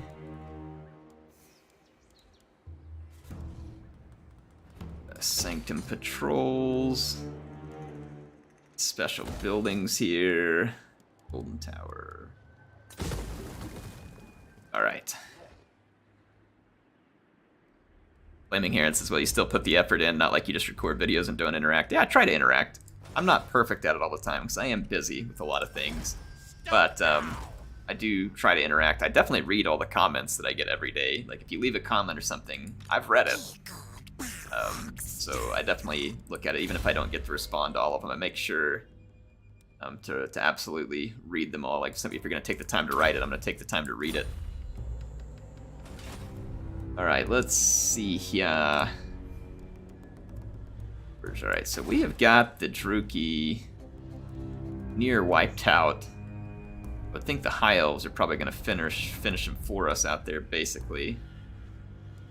So that means a lot of the fighting up here should be close to the end. Alright, so got all that replenishment stuff. Let's work on his magic, because he does not have very good magic. Can't Carno up yet. I gotta get to level 18. Hypnotoad's army is getting to be in a lot better place. But yeah, like I said, thank you all for being here. You make the difference, right? You all help me keep going, despite when I get frustrated, stuff like that. I like doing this, and then when I come here, and I get to interact with you all, and I get to see your comments, and I get to see people watching it, it keeps me going. Makes me happy. That's the satisfying part of all this, is seeing people enjoy it. You know what I mean? If I see you all enjoying it, then I'm enjoying it. So, always appreciated.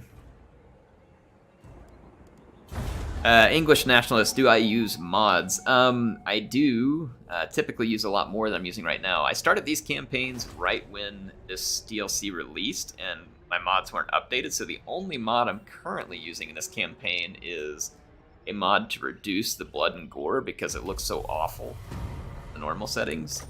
Like, it just looks like your models got dipped in ketchup. So I am using the less blood, less gore mod in this one. Typically I use quite a few more mods. I like the one that's preventing me from having more armies just arbitrarily because CA hits you with a bunch of extra upkeep for no apparent reason.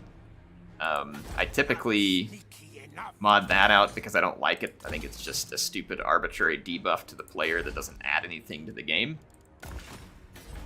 I like the 60 skill point mod. I like being able to have 60 skill points. I like being able to level up my lords all the way, just because. So, something I enjoy. I usually use that one. I use Infinite Respecs mod, which basically makes it to where, let's say that you confederate a lord, or you capture a lord from an enemy when they confederate, or something like that, right? The Infinite Respecs mod lets you basically reset their skill tree and do it the way you want, rather than having to be stuck with all the shenanigans that the AI did to it. Usually the AI messes it up really bad. So, yeah, That's one I definitely like as well.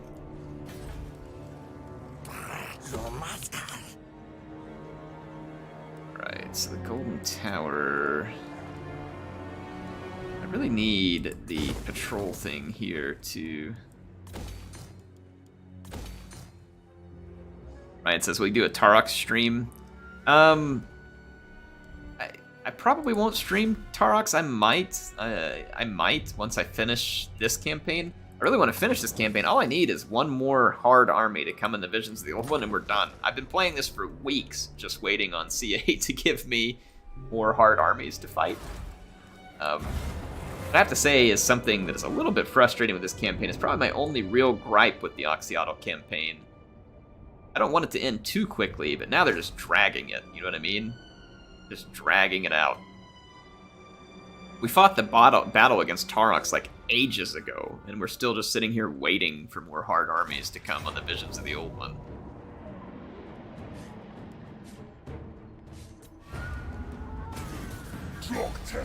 AI just doesn't know how to spec their lores. No, they don't. No, they don't. That is absolutely true.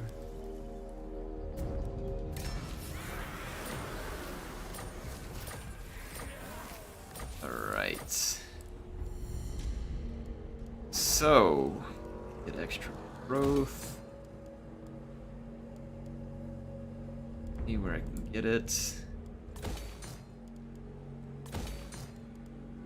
Starting to get decent income again, but I kind of need the income to get some of my settlements built up a little. Or Serpendar. There's a Icket Claws down here. Good, that'd be a fun fight.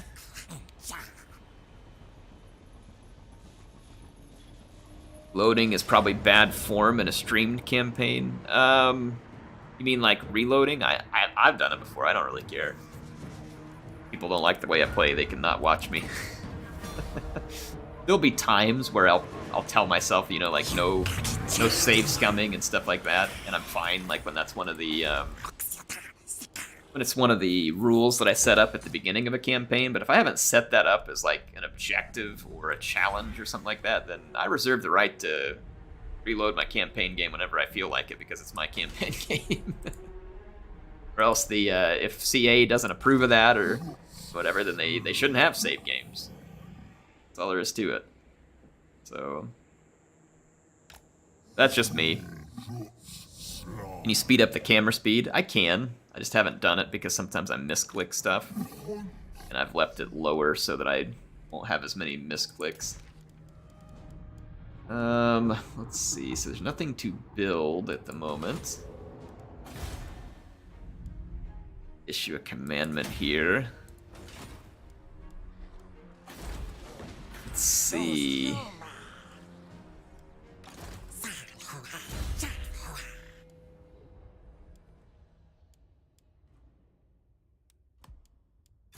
Up training. Oh, we got some beautiful chevronage. We didn't need training at all right there, actually. Hey, what's going on, Yo John? Thanks for being here tonight. Thanks for being a channel supporter. Appreciate it, man. Silver Shield. Means you've been supporting for, what, between at least 3 to 6 months? And I don't remember if it flips at a year for people to get the gold. I can't quite remember. I need to go update some of that stuff. To hire Warner to help me get some updated badges and stuff for the people supporting the channel, and update some emojis and stuff, do some fun stuff. Hammond says, if you're on the fence about streaming Tarox campaign, then start streaming on turn 100 and declare war on legendary invasion chaos. That would be pretty funny. Oh man.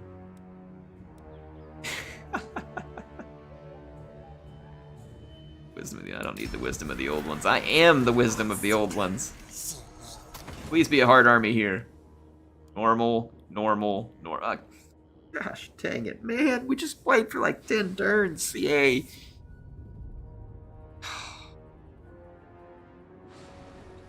I just need one more battle that's at the hard difficulty, and they just won't give it to me. Ah. I really want to finish the campaign and finish it on camera. CA, please. Goodness sakes. Just give me what I need here. Not that hard.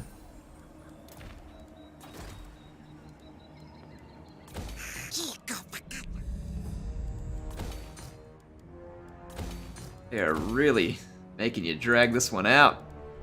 I mean, not that I'm not having fun, but I mean, at some point it kind of just gets to, it's like, alright, like, enough's enough. let's be done.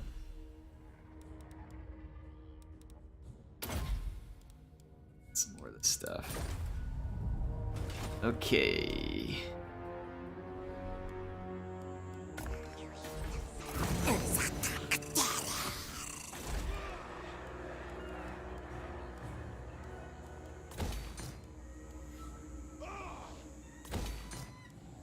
These will get done in time for me to fight or not. I'm gonna enter an ambush stance so we can get. I mean, we'll be sitting right out in the open, so I don't know how likely this is to happen, but I'm gonna give it a shot. Hypnotoad has gotten a decent bit stronger, so hopefully he can stand his ground here against the Druki.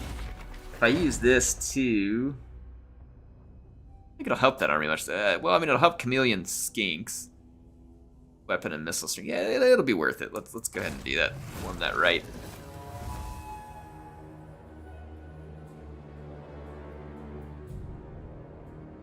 Ain't No Meaning says, interesting, I'll try it when I do an Oxy campaign. If it's any consolation, I want to do one. Have only done one Lizard campaign. Yeah, it's fun. Yeah, it's definitely fun. I like the Oxyotl campaign. Like I said, this is the only gripe I have about it, is just how long they're dragging us out. Unless they patched it, you can just reload the autosave and it'll roll up in new ones. Not sure what you're talking about there, Regina.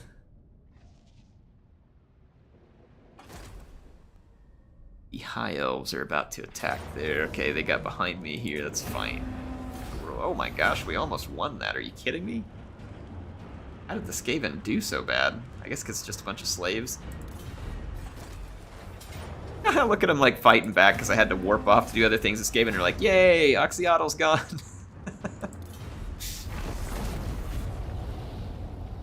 Oh, that was good. Let's see what we can get here. Oh, Regina said reloading the autosave gives you a totally random set. Well, crap, now I've gone too far because I didn't.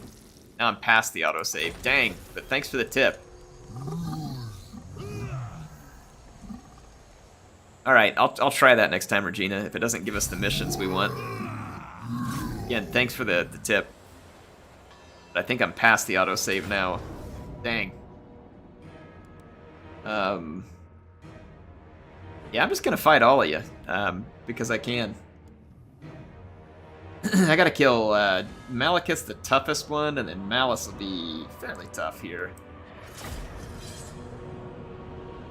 Let's see.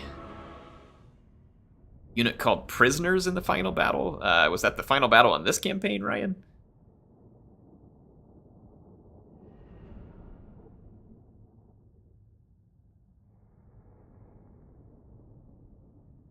Now, how do the visions of the old ones, is it every so many turns you get a vision of the old ones, or is it like a random chance to get visions of the old ones? That I'm actually not sure of. What time is it? Okay, yeah, we're good on time. I think it's 15 turns, not 100% sure, okay.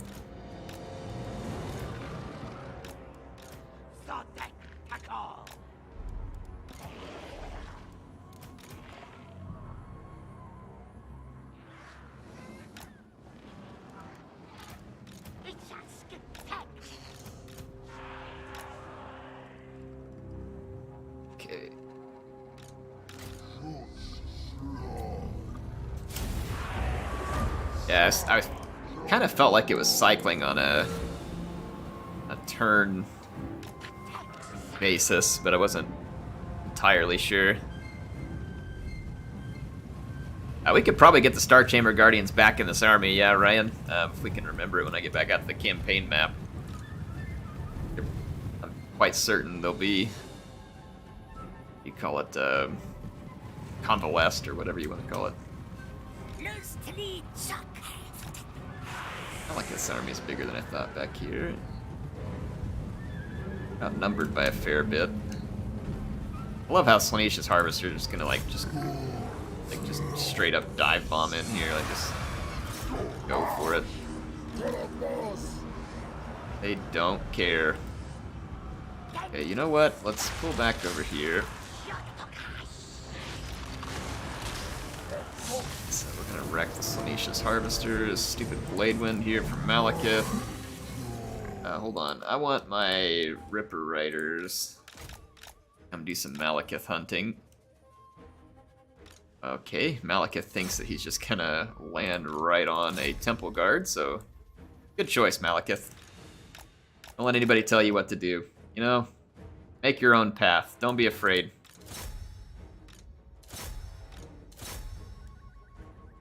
Alright, so I'm gonna wait on my summons until I can catch some of those dark shards out. These units over here, and then I'm gonna do a little bit of healing. Get a ton, but help out.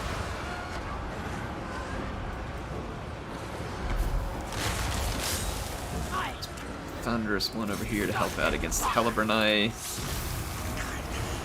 Push up a little on this flank. Try and kill the Ravagers of Rakarth. How is Malekith tanking an entire unit of Temple Guards? Like, it's gotta be his magic, because it's just utter bullcrap. Like, just complete and utter bullcrap.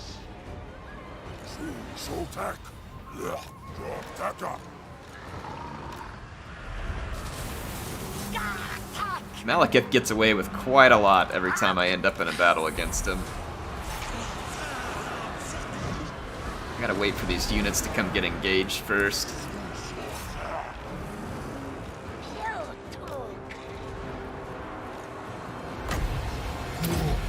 Some heals down here, my Ripper Riders. Come on, shred him! This Malekith. Not like he's a Phoenix King or something.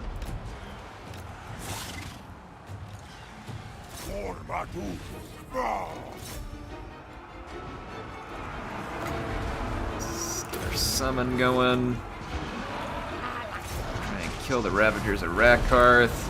Malekith's somehow still alive despite fighting the entirety of the Ripperdactyl Riders. Not just any Ripperdactyl Riders, but the Regiment of Renowned Ripperdactyl Riders, so...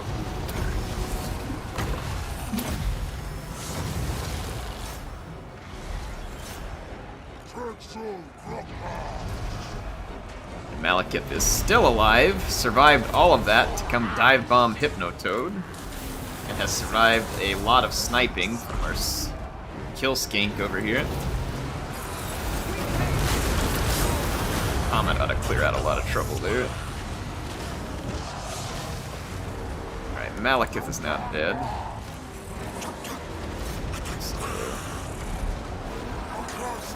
Let's go fight Malice. Spread out a little over here. This Temple Guard's out of position, so that is not ideal at all. Horned ones, come clean that up. I need more infantry over here. Making a lot of damage, but I think we'll make it. Some more heals. Shred Boy's getting torn up pretty good. Must be the missiles are getting him. Try and get into the missiles more with my billion skinks and stuff as I'm able.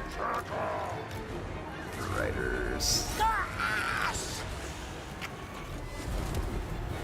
They keep coming to try and assassinate Hypnotoad, and it's getting pretty old.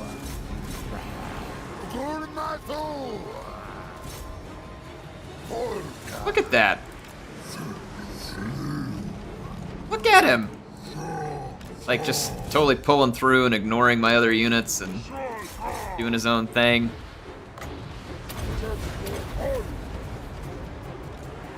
Yeah, get out of this fight over here.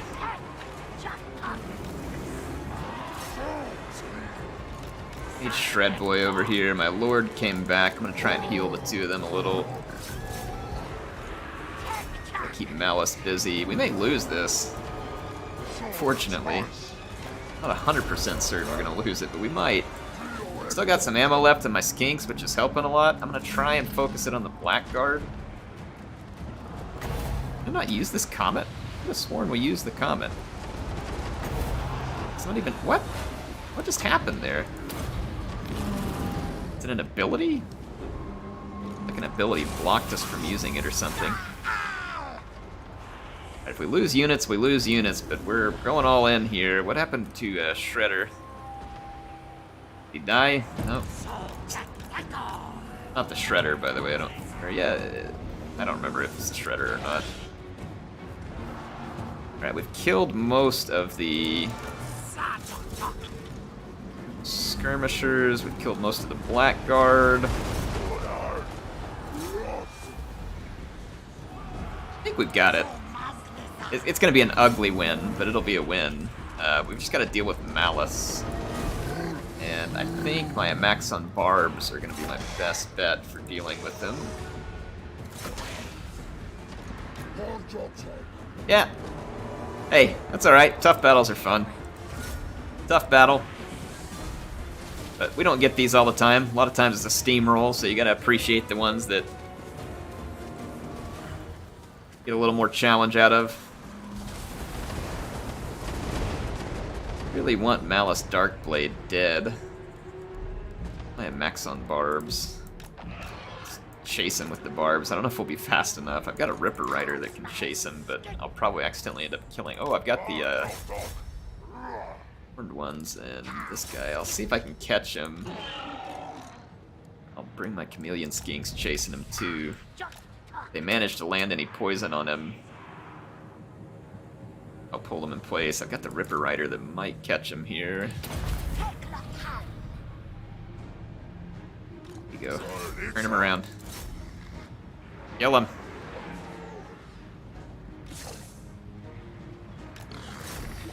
I'm gonna try and just bring up a bunch of units to try and poison him, slow him down, stop him. Come on! CA, please! What is this crap? Mechanics against fleeing units are so bad. Witch King has his ways. So we've got... That was a rough fight, but we were up against technically a superior Druchii force there. So we did all right. We're gonna have to replace a lot of Temple Guards, probably. Possibly some other units too. We'll see. Yeah, 3 Temple Guards. It's a rough bunch of losses for sure. But I mean, they didn't fare any better, and it's gonna leave them highly vulnerable. Let's see. We're not going to take any more casualties, actually, which is actually a little bit astounding. So I'll take it. I'll snag their settlement, and then we can start to put Hypnotoad's army back together. So, the Dracula Spire.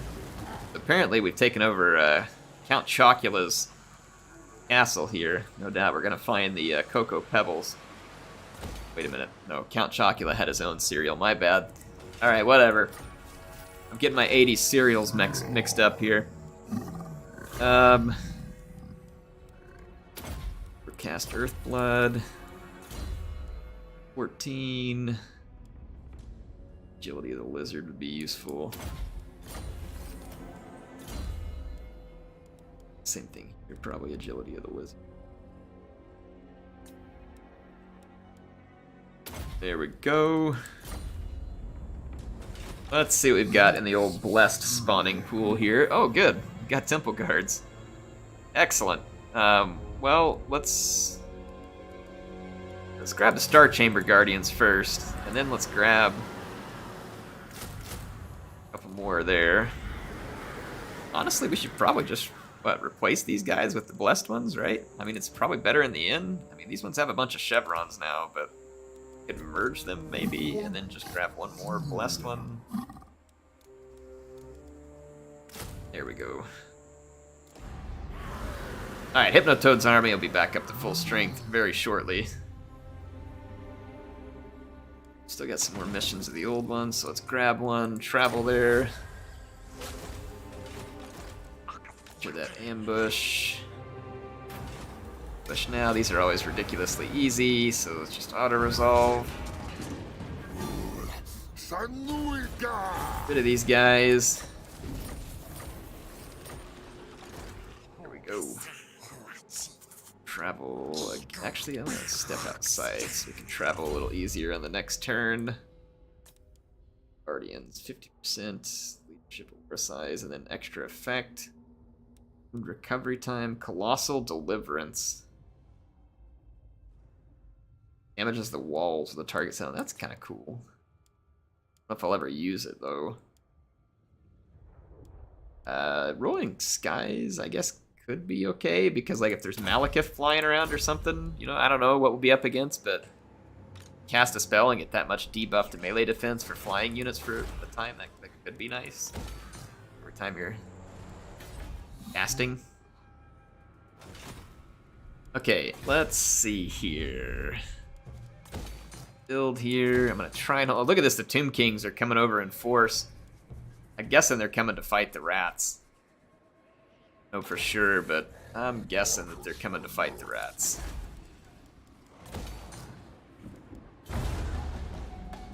Tomb Kings have a bunch of territory.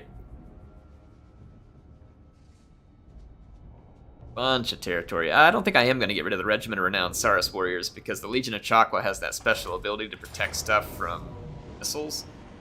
They're actually pretty handy. They may not do the armor-piercing job that a Temple Guard does, but they're still pretty darn tough spear unit. I gotta be friends with Wolfheart? Not sure. Is Wolfheart still alive? Yeah, he is. I don't know, I might. Depends. Depends on what Wolfheart wants out of the friendship.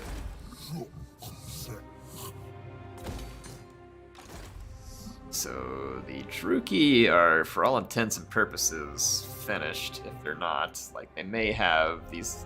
They probably are only down here at the Sea of Dread. Speaking of, we have one more Vision of the Old One mission, so let's travel there.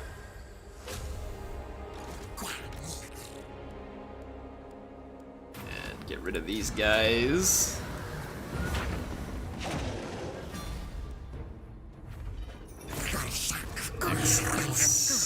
Sanctum gems.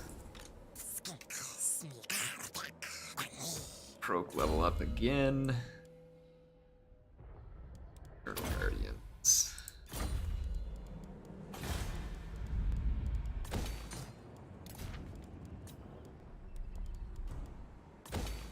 Okay.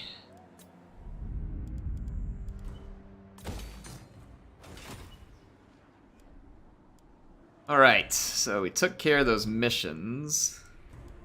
Did I give them... Are they just trespassing? Just trespassing. I didn't give them permission to be here.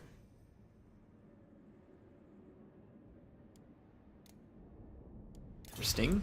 Might end up in a big Tomb King fight, depending on what his intentions are. I feel like we just don't have much money, like considering how much territory we own, but then again, I may not have optimized like all of my settlements for money now that we've finished growing in some of them. A lot of trade or anything going on either. Get rid of this and put some more money in there.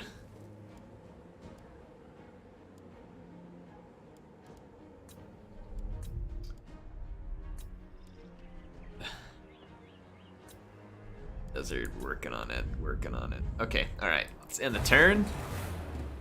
Wolfheart's good to kill as Oxy because it buffs your ranged units plus missile damage. Ooh, that's a good idea. He's got a good Pokemon ability for us. Never gonna say no to that.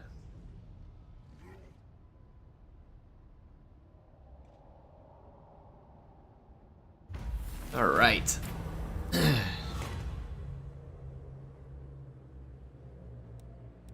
If we need any vampire rituals, not feeling it.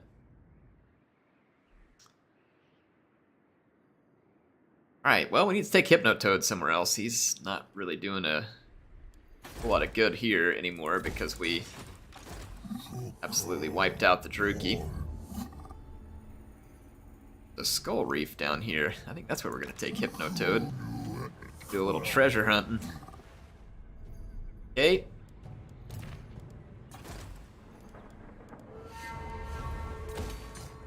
Some extra cash. Trade goods. Is there anybody we can trade with? Southern Sentinels. With the High Elves. Kimry, maybe. They didn't seem very interested in trade last I looked, or not. It's saying they like me a lot more than I think they really do. Yeah, they're just going straight through me, like to go get Skaven territory is what they're doing. So they're just trying to, yeah, look, they've got armies all over down here. No, they're going after the Dark Elves, maybe. They're not at war with the Skaven. I mean, why would you not be at war with the Skaven? I don't understand that.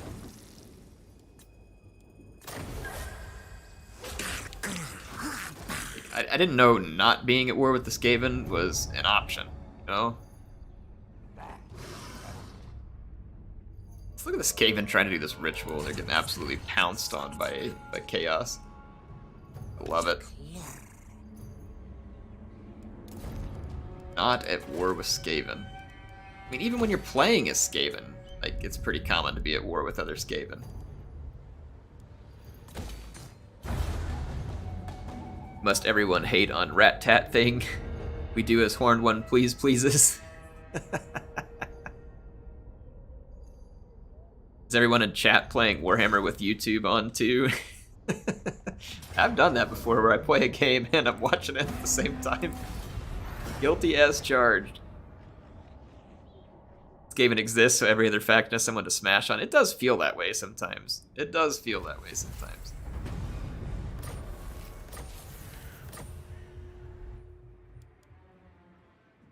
Alright. Let's get our Skull Reef. Woo! In the money. Raid the cove, baby. I just got a bunch of mortars. That's boring. Give me the money. Money, money, money, money. Alright, so we picked up 4,000 from loot. And then 20,000 in the gold sigil. Yeah, however you say it. Sigil. Is it sigil? Is that a hard G or a soft G? Stupid English language. How am I ever supposed to understand it? I've only been speaking it my whole life. I've been teaching my son the English language. Really always has me thinking, like, who did this, you know? Why? Sigil? Yeah, okay. Some of the rules that we have in the English language are just confounding and stupid. Like, some parts of it, yeah, okay, get it, makes sense. And other times you're just like, who did this? Like, someone needs a kick in the groin.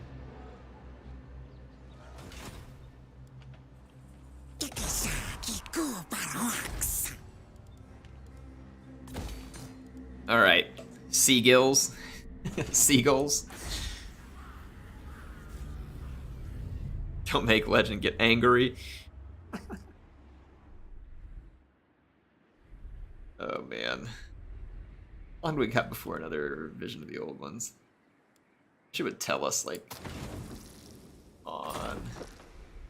Really hoping to finish this tonight. Boy, CA just not having it. But now that you guys gave me the whoa, got a huge Black Ark there. Can I attack the Black Ark with my army? I think we can, can't we?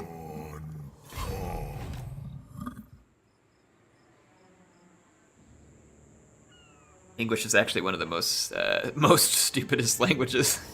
I love it. So many words not spelled how they're said. I know, like, it's... I've been working on spelling and reading with my older boy, and Like, just all the different rules you have to go through. And it's like, you teach them what sounds a letter makes. And let's take a look at the word lake, for instance. You teach them that an E makes an eh or an E sound. And then you have lake, where the E doesn't make any sound. But the E influences what the A sounds like. And it's just like, ugh. Why?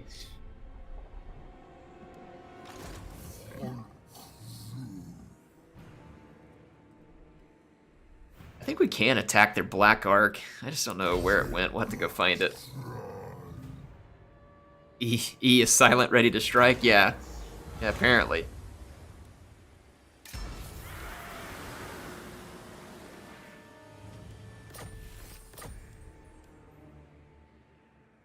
Never any royal commission to set universal standards like there was with Spanish. Yeah, I mean, and English is also... I mean, well, a lot of languages are, to be fair, but English also has a lot of, you call it, hodgepodge, I guess what I call it. Like, it's been formed out of quite a few other languages, like, kind of borrowed and taken what it will here and there. And some of those languages don't even fit the same... Marcus says hooked on phonics work for me. I love it.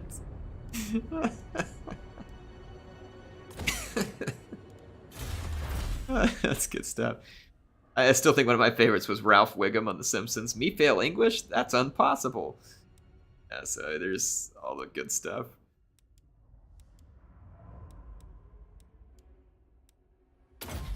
But I'm not the only one who thinks it's kind of a meme.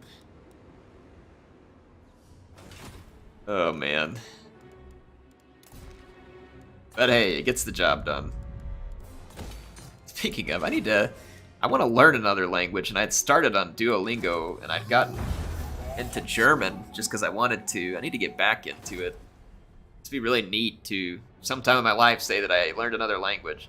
And I'm always jealous in a good way. Like, I made the trip to, like, Germany, for instance, and Norway.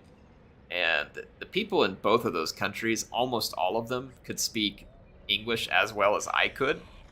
And they knew German, and some of them even more than that. And I was just like, dang, like that's kind of nice, like, to be able to go back and forth. Not to mention, like, I'll bet you learn things that you didn't expect to when you learn another language, right? Like, the way things translate or the way it works. Like, I'll bet you learn things that you can appreciate along the way, too, that would just be fun. So I want to learn it. Just want to learn it. What the heck? These guys are still alive? Strength rank 9. Alright. Didn't know they were still alive. They might be a target for us.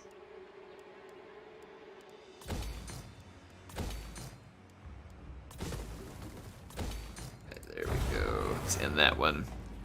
Black Ark was peace out. Yeah, he took off, Ryan. He didn't want any part of what was about to happen to him. About time for me to hop off here for tonight. Had a great stream. Thank you all for being here. I was hoping that we would be able to finish this. All we need is that one battle.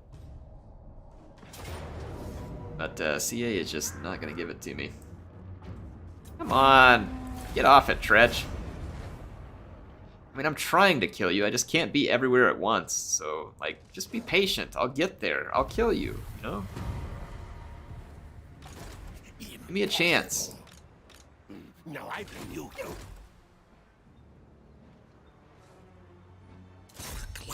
Kill Queek here. Quit running away. Get back here. Well, you know what? This will be a good place for us to start up. This next time will be a big battle against Skaven, and then we can keep moving against their territory. So I'm going to actually save it right here. And hopefully I'll only need to make maybe one more video of this where I get that battle. And that's probably what I'll do to finish this one. So you all keep an eye out for one more video to come out on this campaign, and we'll try and finish it up. That way we can get the Rome 2 campaign started. So I'm going to start the Rome 2 campaign next. The next Warhammer 2 campaign that I finish, I don't know whether it'll be Tarox or Thorek first. Once one of those finishes, we're going to start a Mythos campaign on Troy with Ithaca and play that all the way through.